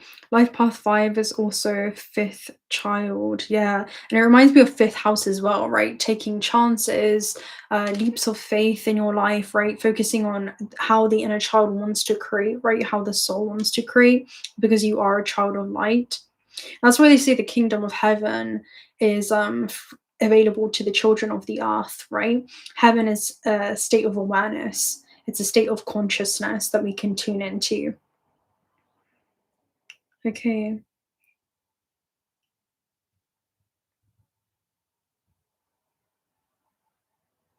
Right. Should we get some tarot? Let's do a tarot message as well for this full moon. I'm going to do the full moon and then also what you can expect coming towards you. Okay, so for the full moon, we have the Ace of Chalices. There is some type of new beginning. Most importantly, it's an emotional new beginning for you. You can see the fountain as well. So I feel like there's different stages that you've gone through, and it's leading to this overflow, okay, and abundance and plenty. And it's not just the water that you're accessing. Again, this hidden wellspring, but it's also about how that's going to bleed into other avenues of your life too, the things that are going to grow because of that. Ace of Chalices is about a career opportunity, also an emotionally rewarding opportunity, some type of new beginning in your life. It's basically a new landscape that's being laid out. Let me go ahead and read it for you. Something that you're going to love doing though. And it's a beautiful blossoming that happens from the most unexpected places. So a golden lotus spills light like honey down its petals and to the glistening water below. Whatever is bubbling up from the heart of the lotus seems to be the endless wellspring of emotion and love. The nectar illuminating everything it touches, with a moment of renewed spirituality and appreciation for the world. This is not just what you're going through, but this is how people are seeing you as well. That's how I'm seeing it. So the wellspring offers an infinite source of emotion as it cleanses everything around it, allowing space for new feelings to grow.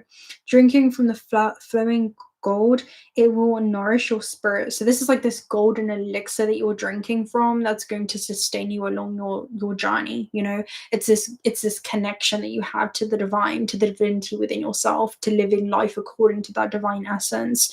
So on this card, comes up in a reading, it is a sign that you're about to embark on a new emotional journey. But rather, embrace this and do not find fear in new emotions, but rather adventure. It is sure to provide a sense of rejuvenation. So get curious. I would say get curious about what awaits you instead of just fearful. Okay, around the unknown. How can you change your relationship to the unknown? Because when we change our relationship to death, that also change our relationship to what comes after the fact, right? Then you have Peacock at the base. Peacock is the Empress card. So there's a new conception of an idea, an enterprise that has been seeded in your mind. It's been this very fertile environment that is sustaining and growing. Something beautiful that you're birthing into creation. We have the Ace of Swords, 2 new beginnings. Not only an emotional one, but a mental one. This is what you're attracting into your life. This is clarity that you receive in information. What this feels like is, okay, so this is coming after the full moon. This is where the head and heart are in coherence and they're now marching in the same direction. This is external validation, confirmation, and signs, synchronicities that are going to confirm the path that you're walking on. That's what this is. So let me go ahead and read the Ace of Swords to you. 2 new beginnings, 2 aces. So literally a slate is being wiped clean mentally. That comes after the 10 of Swords. It resets back to the ace. So you're going to understand why an ending had to take place. You're also going to understand why this new beginning is going to serve you at this stage of your evolution. So a breakthrough, you can expect some type of clarity. This is where you begin to see things crystal clear. So this talks about you've climbed to the peak of the wise mountain, and as you gaze into the valley below, an instantaneous lucidity washes over you. This is a powerful card to pull in a reading. It's the ace of the mind and symbolizes a great breakthrough and honing mental clarity. If it hasn't happened to you yet, this breakthrough is soon to come. So there's a breakthrough soon after this super full moon in Gemini. Wise mountain asks only for patience and trust, and then the truth will guide you. Okay, so there's something that you're going to be trusting in, and it feels like, again, like Lioness said, I can see clearly now. The rain is gone, right? I can see all the obstacles that are really just invitations in my way, and it literally feels like the obstacles are going to be showing you the way. It feels like the Alice in the Wonderland reading that we did. The obstacles are going to be showing you the way. And then we have the page and the weaver here at the base. So again, you're in your element, right? Ace of birds with the weaver at the base. It's like you're totally going to be in your element here. This is someone doing not just a trustful with the universe, but they're trusting themselves. And again, you have almost like the thoth symbolism here as well. Let me go and read the Page of Swords for you. So that's the underlying foundation. So this is going to be your approach to the clarity that you're gaining. It's your approach to something here. Where is the... Okay. Ambition, diligence, and achiever. So when this comes in, this is about you soaring to some type of new height. The ground beneath your feet will shake, waiting patiently as you make your next move. The earth is a playground. So again, you're going to be off to cause some type of new layout for yourself. It feels like a new landscape of your life is going to be opening up as this comes in. It's almost like, oh, of course it would be. The Pathfinder, it feels like this is the next step in which you're eligible for. That's what it feels like. New timelines that are in resonance with you. So the path, I'm just seeing like access being granted and the 2 swords that are like clearing the way, and there's an entrance that's opening up that seemed to be blocked before. Okay, that's what I'm seeing. So it's an access point. The Pathfinder is someone who always reaches their goals and are straight to the point. There's no time for games, their eyes on the prize.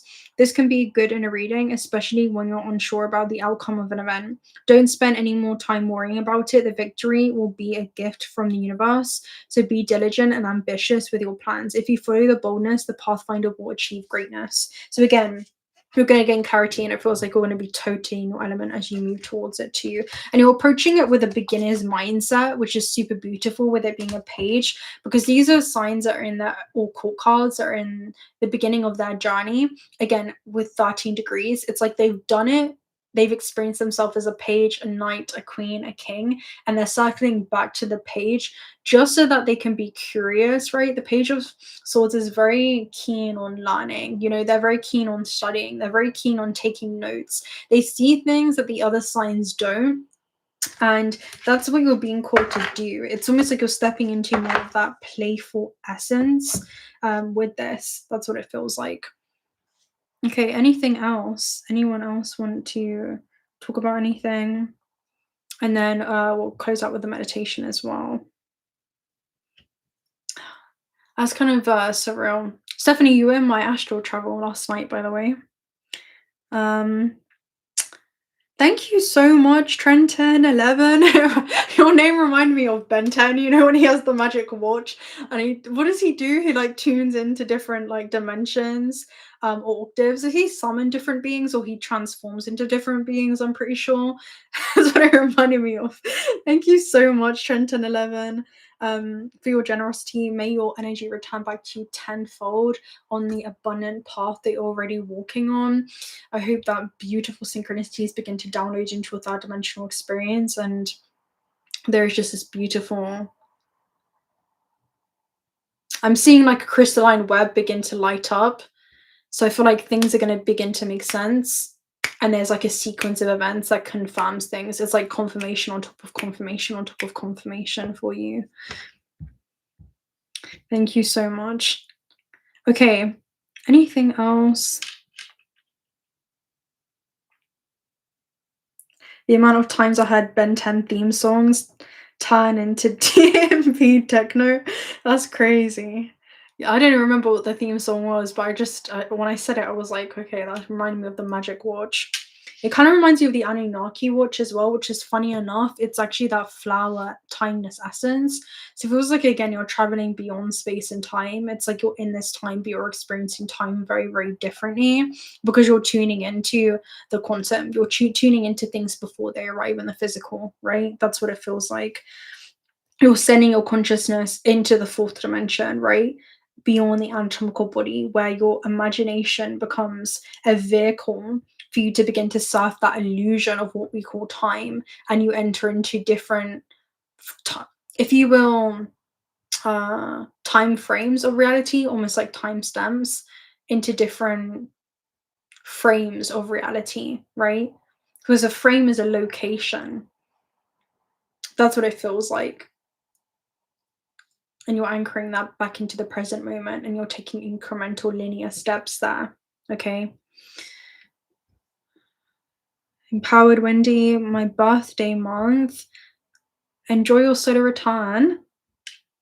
Omnitrix. The Omnitrix. Oh wow, it's me. Is your hair a different color in this light? Yeah, it's my natural color. Some people think I color it or dyed it, but no, it's my natural color. It just changes in the sun. It's Slavic hair, and in different light, extending to another. Again, it's almost like you're branching off to a fractal of yourself that's already existing in that frame, and you're anchoring that information into the present moment. Okay, guys, let's go ahead and cue into meditation. And we will do the pianist meditation for the 13 degrees. We will run energy, and then we're going to do a nice visual meditation as well. And then we may do some closing out messages if you guys are here.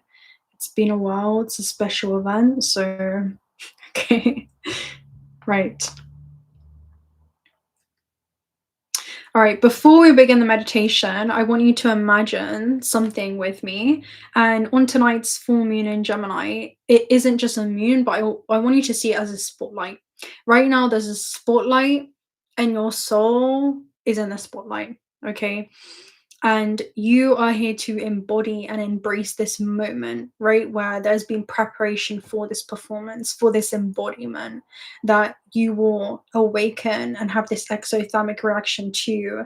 Like, your energy is going to be contagious. The spotlight is on you because you're here to inspire.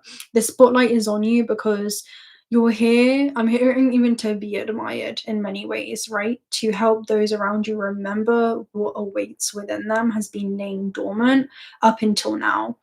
So this lunar stage is going to be something that you're on, and there is a light that's shining down on you, and it's illuminating some kind of essence. It's illuminating your unique energetic signature. It's almost like a chord in a song, right? It's an instrument.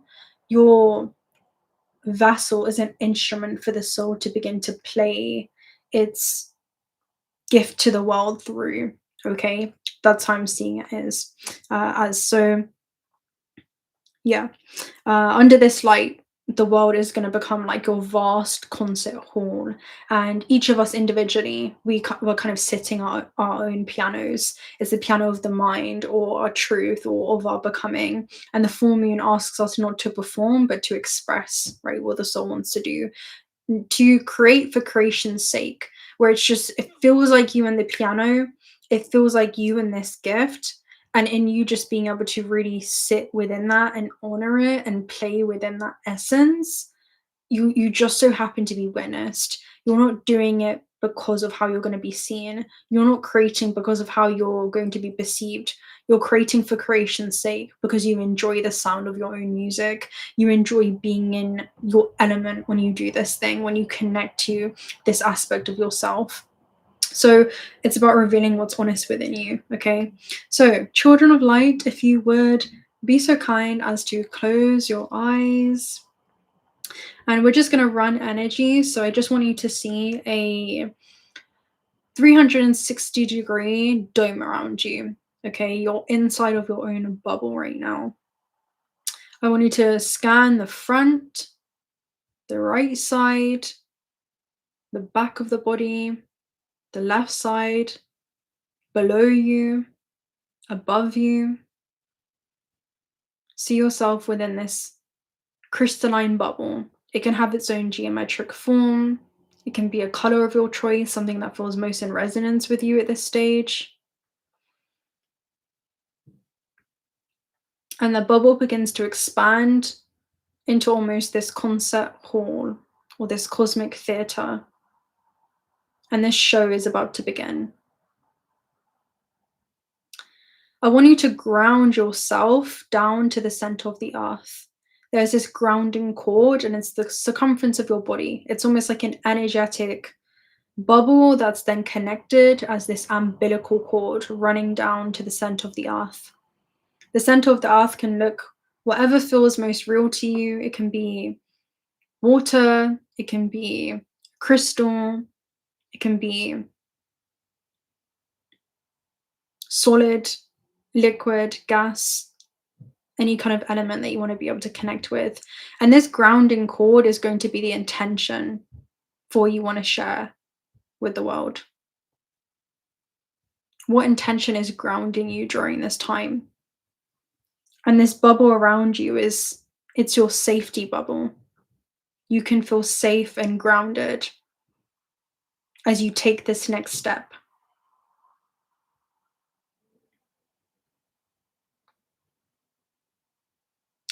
Take a deep breath in and release. And I want you to just see anything that doesn't serve you coming through this grounding cord as a portal of elimination.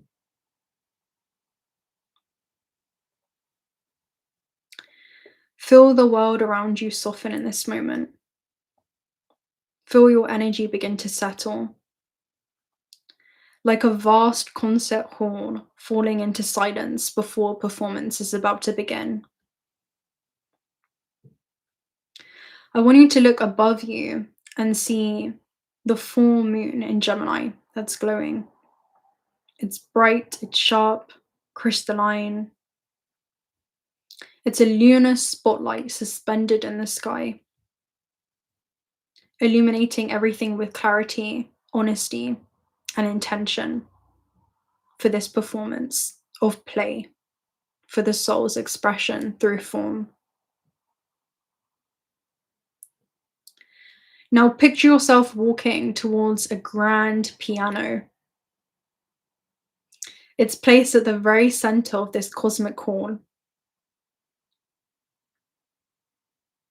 It's the very center of your bubble, and the bubble is expanded into this great theater. The bubble can be, I don't want you to be small with it. This can be the whole circumference of the earth, it can be the circumference of the universe, but this is your stage. It's polished. The piano's surface reflects the moonlight like liquid silver. Its keys are black and white, mirroring the duality of the Gemini mind: choice, perspective, and possibility. Your left brain, the logic, and the right brain, your creativity. Your intuition and your intellect. Your past and also your becoming. I want you to take a seat at the piano. This seat is your birthright. You deserve to be here. You deserve to be on this stage. You deserve to come back into your element because you were out of it for far too long.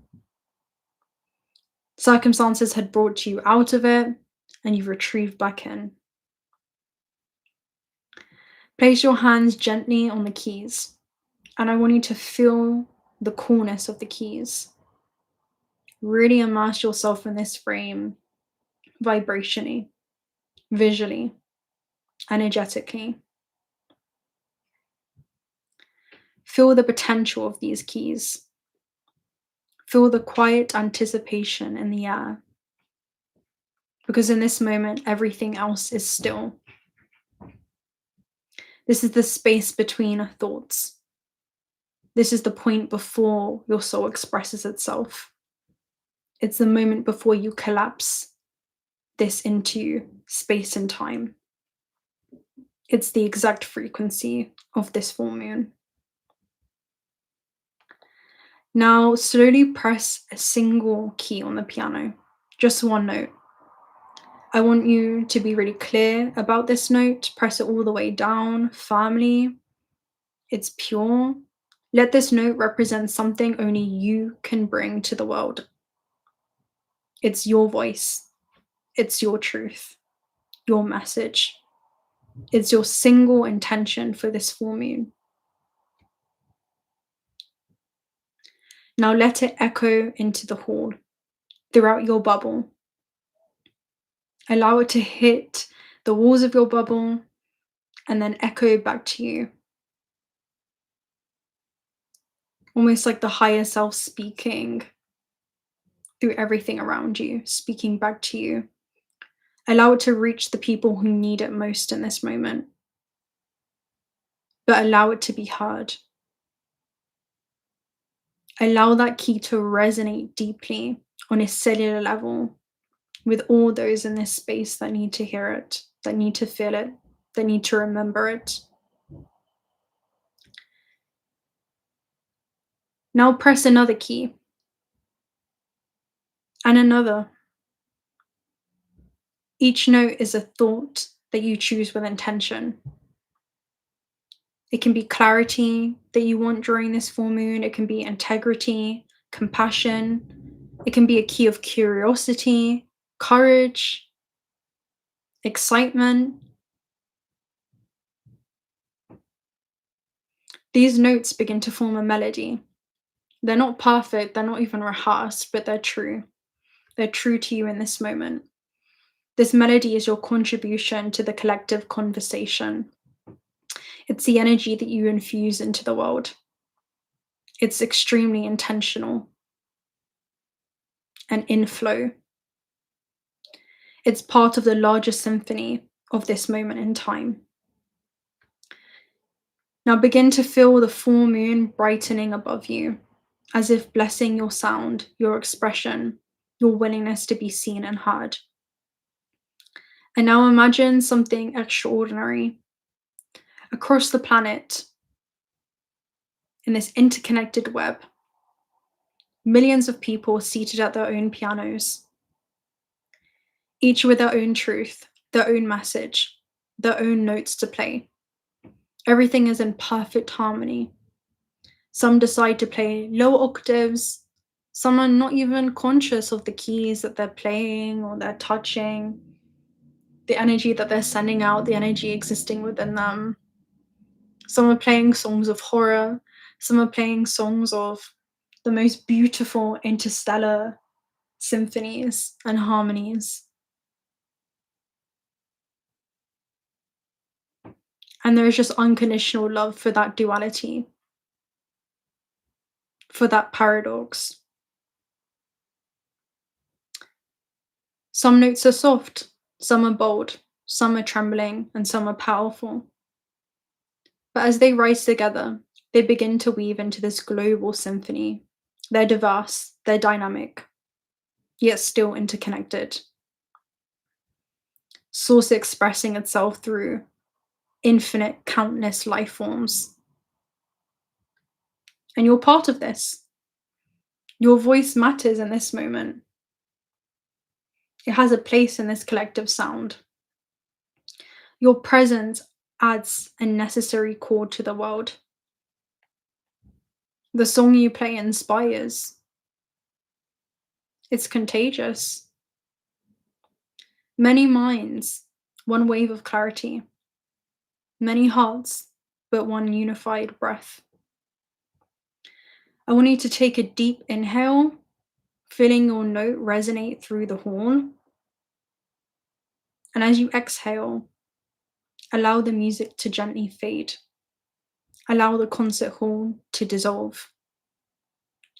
And feel yourself coming back into your body. Present, grounded, and clear.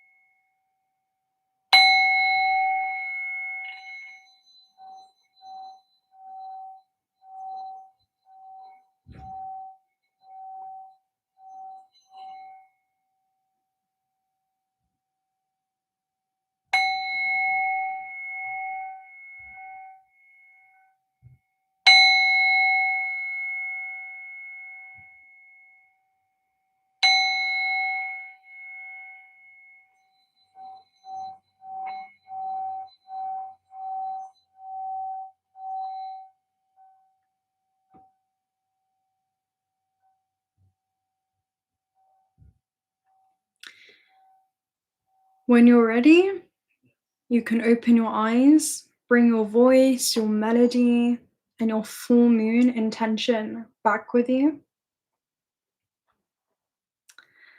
And let me know, guys, what was your intention? Do you have a really intentional, were you even surprised maybe by the intentions that came through when it comes to this note that you played on the piano? Let me know. I'm very interested to hear. You guys always have the most beautiful energy come through in your meditations.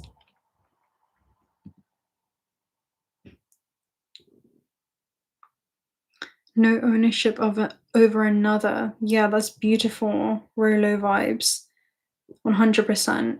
It's knowing that you're never here to change or impart anything on anyone. It's not about interrupting the soul's process. That's what the ego loves to do, right? It loves that love of power and controlling the external. Unconditional love is being able to unconditionally accept anyone as they are, right? Not trying to change or impart. You're not here to do that. You're here to change yourself and how you navigate that. Freedom, right? Mine was to awaken magic in the world. That's beautiful. And that can always be done when you tune into the remembrance that you yourself are a magical being. That's where you begin to see magic all around you. To share my music with the world and DJ around the world while spreading truth and awakening the masses, XYZ. Beautiful. I trust that A, B, and C will fall into alignment with that from start to finish. It's almost like, again, it's you finished something already, but you're walking yourself back in a linear fashion to the starting point so that you can experience the journey unfold in the third dimension. Okay. I choose my path. I feel the key makes shifts through the world, like when a stone hits the calm pond. Yeah. And I'm seeing almost like, when you throw stones, what's it called? You're skipping stones. That's what it feels like. There's almost like a skipping effect or something incrementally happening, like a sequence that happens where it shouldn't, but it does, and it's still possible. You know, it's something on the surface. It like skims the surface. Maybe this is you skimming something on in an environment or atmosphere that seemed to be impossible. Um, you told me I could make it bigger and I was happy. Yeah. You're you should always see that energetic bubble around you at all times, right? And don't be afraid to make it the circumference of the whole earth, right? We actually have two axes, the y-axis and the x. The other one comes through our center core, right, by our solar plexus. And that's actually how we do a lot of grid work, right, as grid walkers, because it's almost like a GPS, if you will, right, where we begin to navigate these different timelines available to us. But yeah, don't be afraid to expand it to, you know, the circumference of the universe that has no bounds. So yeah, that's your bubble of protection, because that's your bubble of awareness. You know, that's energetic hygiene, to know what's yours and also what's not yours to take on. It's that inner still sanctuary that you can retreat back to. Retro said a heartbeat. Yeah, like a pulsation. Beautiful. Anything else? And I get to play the grand piano. Okay, let's do some closing out messages, and then we will see. What should we do? What should we do? Let's get one of these decks.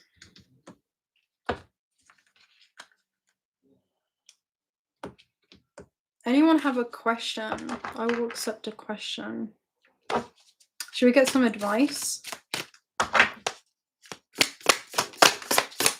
Judgment. Your advice is to make friends with the unknown. That's what this is. That's where your full potential lies. That's actually the quantum, right? The quantum is the unknown.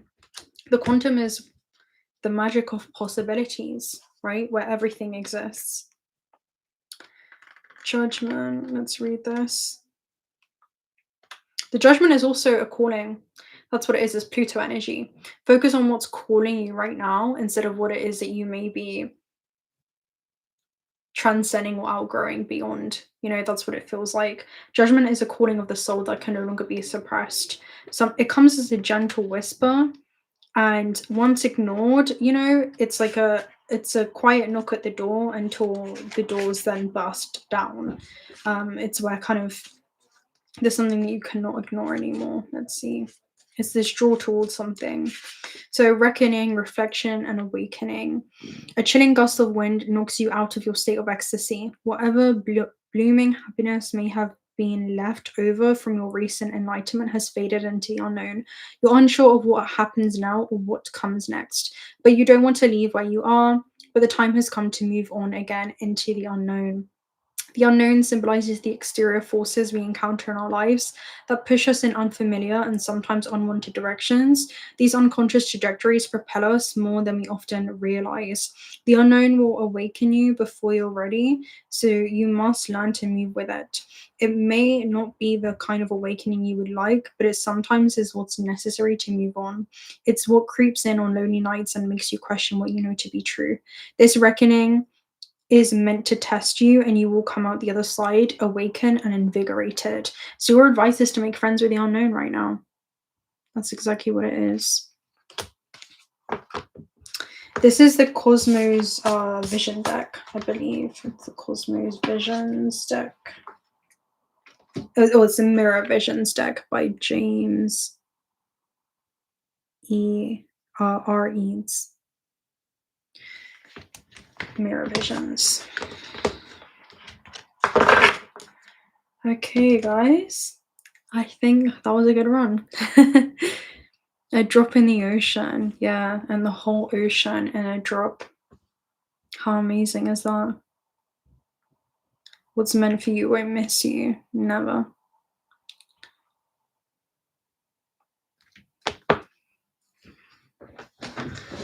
Being good like that didn't just happen. Lee, how was your trip to Egypt? I wonder. I had a dream of a tombstone, said rest in peace, then 6226. It's interesting how that's a mirror. 6 and 2, 6, 7, 8, 8, 8. Something coming back around and something that's been eternal, lioness. Something that you're reflecting, reviewing, and also making a decision around with the 6 and the 2s too. It's almost like an external decision in the physical, but it's also a decision on a soul level for you, and it's something that you've circled back around to through lifetimes. The unknown makes me feel like I'm new every second. I saw an angel in my dream. Beautiful. Hi, Steve. Good to see you. You're always missed. But then again, we're never really apart, only an illusion. So we were talking about your readings inside the pyramid. Oh, I'm honored, Lee. That's beautiful. Which pyramid was that? Was that in the Giza Plateau? In like Khufu or Khafre? Or was it the Saqqara pyramids? Okay. Right. I'm gonna love and leave you guys right there. I'm gonna share with you though. Okay, so if you're not already subscribed to the channel, do consider subscribing because we'd love to have you around. Personal reading details are also going to be down below. And then also check out Ultra Spirit, who are a small family-owned business that handcraft these beautiful 880 grade gemstones. I do want to share with you because it's a full moon, and I feel like this is going to be like kind of beautiful to share. This is the new collection actually, and it's not a bracelet, it's not a necklace, it's not an earring. It is actually a sphere. It's a crystal ball. And this one that I have is the clear quartz crystal. So I just want to share this because it's super beautiful. That is just beautiful. And it's universal energy as well. When we talk about the clear energy, the quote for it is, "I'm surrounded by boundless energy. The intention is to work with the intuition. It rules all zodiac signs and also all chakra points as well." So it's something that's universal, it's timeless. So yeah, this is like the full moon energy, I feel like, full moon vibes. But they don't have just clear quartz, they also have like lapis lazuli, literally any kind of stone that you can think of. They have literally all of them, from the bracelets into the spheres as well. So that's a new collection out. So you have 2 discount codes for that in the description box. Yeah, they have amethyst as well, XYZ. They're beautiful. I had such a hard time choosing. I feel like I'm kind of like stocking up on them. But yeah, I've always wanted my own crystal ball. So I was like, clear quartz is definitely fast. Like moonstone, anything translucent is definitely my vibe fast. Sorry, I meant to say sent Reiki to everyone in the chat during the meditation to help clear and sound everyone's intentions. Sorry, I wasn't clear about that earlier. Oh, thank you, Jared. That's beautiful. Yeah, with the that was definitely it with the energy of the song. I was feeling that as well when it comes to the interconnected web. That's beautiful. Your energy is deeply received. Thank you so much. The bracelets are super cool, me and folks. They are. There's so many. I have so many. And then it's start like, we'll probably end up doing like a giveaway or something like that. I feel like maybe you guys would enjoy that. Moldavite as well. I'm not sure with the crystal spheres. I would have to check. They had so many on there. Definitely take a look and let me know. I'm definitely going to check. Moldavite would actually be a really cool one if they do. I know there's another metamorphosis stone. Moldavite is just, it's super powerful in general. I remember the first time I worked with Moldavite, I was in for a shock. It's like a tower moment. Everything just, you know how they say with Moldavite, it completely changes your trajectory. Like if you're not in alignment with what your soul's calling was, you can expect everything to just fall away. And it feels like the universe is pulling you away from everything outwardly, but really what it's doing is it's pulling you inwards and it's allowing you to come back into alignment with what those intentions were. So it's definitely not a stone for, or like crystal for the faint-hearted. I believe they also said it kind of reminds you of the Taurian energy, where it's the strength of the ball that extends in branches beyond this universe. It's almost like an interstellar stone that they said was planted upon this earth. So when you find bits of Moldavite, it puts you back into alignment with the otherworldly essence when you navigate this realm. So it's a very strong force. Do you ship to the UK? Yeah, Alter Spirit ship internationally. and to the UK especially.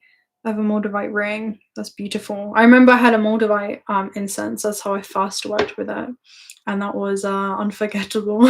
My whole life did a 180, I'll just say that. But I wouldn't be here probably on the trajectory without it. I actually had an astral dream that I lit it, and then I lit it in real life and recreated that moment, and it was like a deja vu, and then everything flipped. I didn't, and if you think about it, it's something actually being accessed within you. Okay.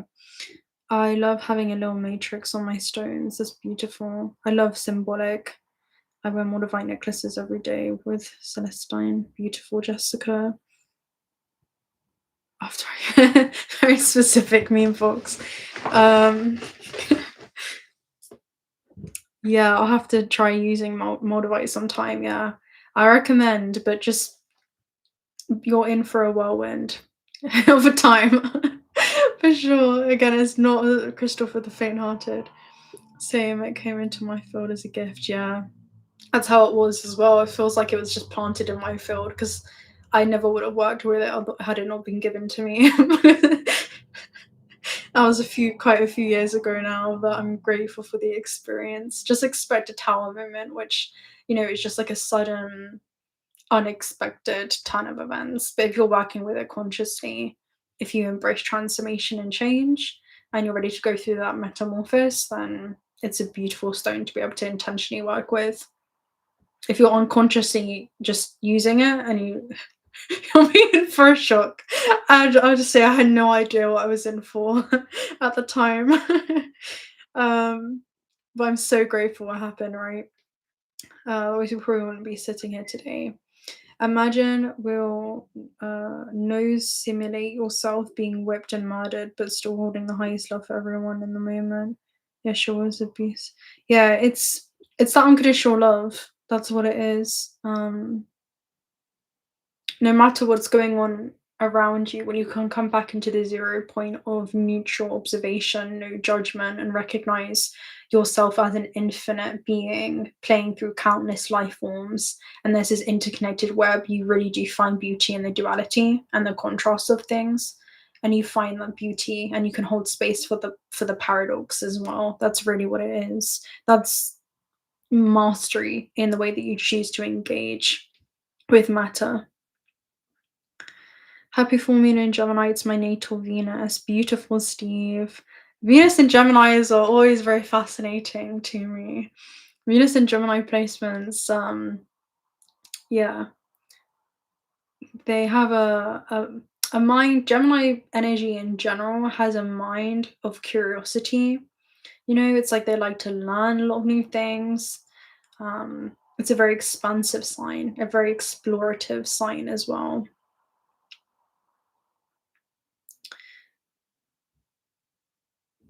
Yeah. Yeah, not only that, but knowing you do it over and over.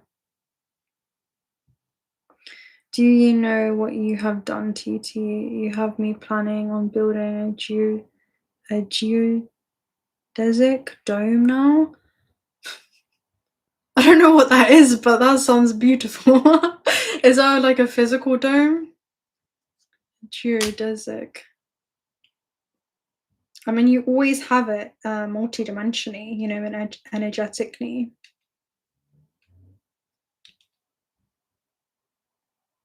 How would you build that in the physical, I wonder? I mean, you technically do have that around you, energetically. And the thing is that dome always transforms and it shape shifts. So your biggest filter perception can be like your heart space, and that will be the biggest multidimensional field, right? It's your chakras, which are just spherical models internally that then project energetically and holographically around the whole, circumference of your body. It extends far beyond the human field. So that actually becomes your biggest filter. That's why when people say they see red, right, when they're super angry, their root chakra is imbalanced, right? It's overly active, and that becomes their biggest field externally. That's why it becomes your biggest filter. There's a filter of red, which is then linked to the amygdala and fight or flight response. So your biggest filter can become your heart, and you see your interconnectedness to all things. It can also become like your crown chakra, and you see life through the biggest lens or filter of your higher self in physical form, right? So that's what happens. It can even become like your third eye. And you always shapeshift multidimensionally. I don't know if you guys watched that video that I did in Egypt around, you know, you being this main character in this quantum cinema, and you can choose what kind of third dimensional glasses you want to put on when you're watching a 3D movie. You can shapeshift. You have this one glass but many different lenses, and how you can interpret reality. We're always shapeshifting through them, as whether we're aware of them that or not in the present moment. So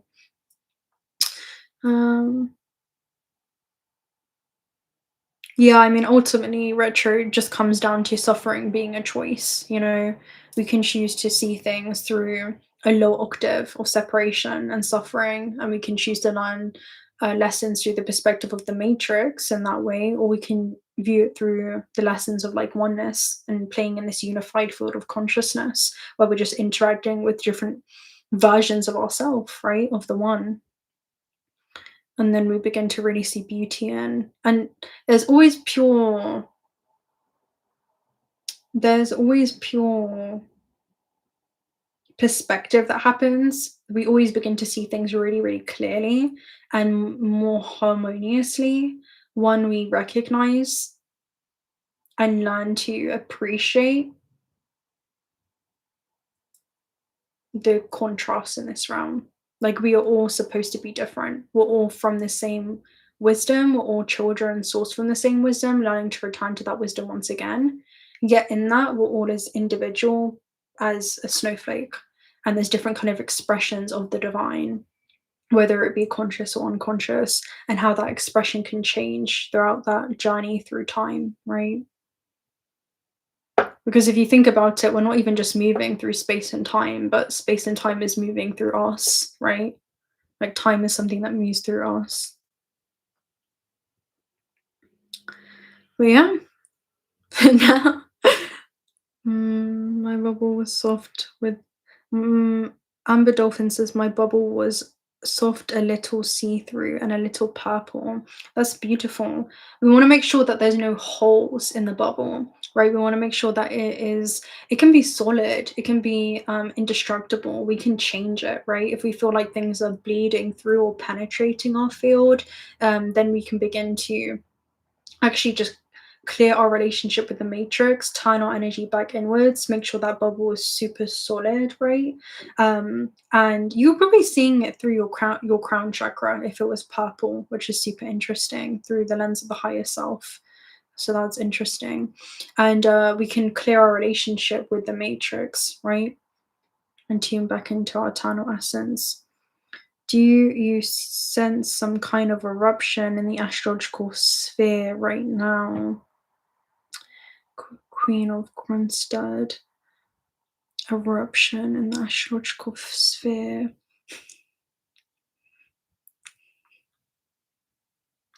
Eruption is an interesting word because it's things that have been repressed that are now coming to the surface, often unexpectedly from an outside perspective. But when we tune into the us energy that we're all connected to and that we're actually an extension of, there were always signs. There are always signs of an eruption coming. And usually the eruption comes from things that need to come to the surface, things that have been held back or repressed. And with the astrological sphere, I always see it as the matrix being interrupted, because the 12 zodiac signs are different archetypes of this universe, right? And it's the illusion of separation. That's why we all have all 12 zodiacs within us. And then you have Ophiuchus, which is the 13th constellation, and she actually sees the 12 zodiac order, right? This archetypal system, and she unifies that. That's why it's Christ consciousness. She recognizes herself as every single archetype there. She's all of them, but also none of them simultaneously. So she sees it as an illusion of play, right? And it's also being able to experience itself through these different subjective archetypal lenses. So the eruption is almost like the disruption of the illusion of separation and instead seeing yourself as um, a unified being when you step in the 0 point, when you actually step in the center of the wheel. Let me show you it, because the wheel is the wheel of karma. We're in year 9, which is about actually transcending that wheel of karma and seeing things from more of that unified perspective. Let me show you the wheel real quick on this deck. This was my first ever deck. It was actually it was the first thing I bought myself as a teenager. It's actually, I think I got this when I was like 14 or 15 years old. Where is it? It's the last, okay, so it's the last thing on the it's the last card in the deck, funny enough. So it was right at the base. So this is something fundamental breaking down. Can you see the wheel of karma is actually the zodiac wheel? And we can choose to be in the illusion of separation and learning things from the perspective of the matrix. So again, what comes up must come down, and we're kind of clinging on for dear life. And this is how we can go about life, right? And then you can see Jupiter, which is about like expansion. It's about shifting the frameworks and how you view this reality. This person begins to embrace this experience when they center themselves in the center of the wheel. That's a 𝓂𝓭 energy. When they center themselves in the center, they can actually focus on how there is this unified field of consciousness. So opportunities are also conscious beings, which is also them, right? People, other conscious or unconscious beings, which are deities who may be lost in sleeping in matter, but there's still other versions of you. The universe is speaking to you through everything around you. The one verse in you is speaking to you through everything around you, right? That's why obstacles even show us the way, because we are those obstacles. When we see everything as that unified field of consciousness, we begin to actually center ourselves in the wheel and actually very intentionally begin to direct our life and our chosen trajectory, instead of just feeling like it's something that we're holding on for dear life for, or something that we have to embrace in moments and then brace for. When we begin to almost step into that neutral point, we see life as a series of opportunities rather than challenges. We see it as a series of invitations rather than things to almost like overcome, right? That's what it feels like with the wheel of karma there. So that's probably the eruption, right? It's destructing seeing yourself as separate from anything, right? Because then you also feel like you're going through it alone, you know, when you're never really alone in the process. You're more connected than you may think you are.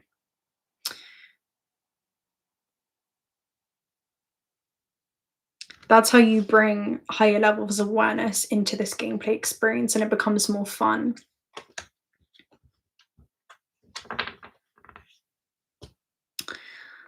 Like when Bruce fought Smith at the end of the movie, he didn't give up, he accepted all. Yeah. And that's when you win, really, at this game of life that you're playing, because you begin to appreciate all the different kind of characters, right? That are you. It's like, how boring would it be to have this book of life, right? And all the characters are the exact same blueprint, they're the exact same, I don't know, like they're all, you can't have, you just can't have all the same archetypes. That's why in the tarot, the fool goes through this whole journey in the wheel, right? In the matrix that he goes into. And he meets, you know, court cards like the Queen of Wands. He meets major arcanas like the Star card. You know, he meets all these different kind of characters, the High Priestess, the Hierophant, the Hermit, right? And they all are gatekeepers of their own kind, right? They're puzzle pieces. And when you put all the puzzle pieces, what happens? They create this bigger story. There is this objective view from all these subjective experiences, right? And they were all teaching him one thing through different mediums, right? It's almost like an energetic signature that will then take on a very specific physical form. Or if you think about it, the physical form will then wrap itself around, right, and manifest around the energetic signature itself. And you'll draw in those resonant experiences. Yeah, I think I'm rambling maybe. How do you meet spiritual like-minded people? Because on thing is my journey has isolated me, and I haven't been able to make friends since. Yeah. Um, you have no friends anymore. You think your whole life's falling apart. Welcome to the awakening. Yeah, I think it's remembering that you're not alone in that process. I think always communities like this will help, but there's always a circle. There's always a network if you're open to beginning to network. But usually, it's something that if you have that intention that you want to be able to connect with like-minded individuals and you physically apply yourself to that, maybe it's about finding different communities, even if that starts as something that may be online. Maybe it's going places, but I always find when you plant that intention around, I want to find someone who I feel like is in alignment with me and this version of myself, maybe sees the world a similar way as I do, and you set that intention and you're like, universe, I don't know how this is going to happen or even when it's going to happen, but I know what I want and I know where I want to go, then you'll be shown the way. It's just taking those signals, understanding those signals, and trusting that you are showing yourself the way. Wherever no one can tell you how to do that. That's something that no one can guide you except for yourself. You have to say, okay, I feel like this is somewhere that I may feel aligned. I feel like this could open up doors of opportunity for me. I'm even here, I feel like we've created a beautiful space of just like-minded sovereign creators who are able to come together. Everyone is a leader who leads themselves, and they can come together in this conscious co-creation. It's always closer than you think, and sometimes it's in the most unexpected places. So yeah, you can always join our Discord community as well. We have a link for that in the description box too, where we have a lot of people from this community. But yeah, exactly, Lioness said, they will find you. You will draw it towards you. It's not like you go anywhere. It's the saying around, the seeker doesn't have to go out and find the answers will come and find the seekers. So anything that I'm saying is everything that you already know. I'm just like probably confirming something to you that you already know. Where did you two meet? Oh, we met in Egypt. Lioness, trust the patch. Now we're on the other end of the season. Okay, guys. I'm gonna love and leave you right there because we've been on live for a minute. I am going to go. And I hope that you guys have a beautiful full moon in Gemini. Enjoy this energy. Enjoy this energetic opening. It's definitely a beautiful one. And yeah, I'll speak to you very soon. We'll probably go live a few more times this month. Hopefully more often than not, until we embark on our next journey. I'm kind of at a stop point right now. Yeah. And I hope you enjoyed today's ceremony. Thank you guys for your participation and holding space. It's always so beautiful to see. Always observing. Really low vibes. But yeah. Thank you guys. I'll speak to you very, very soon. Until next time. Bye.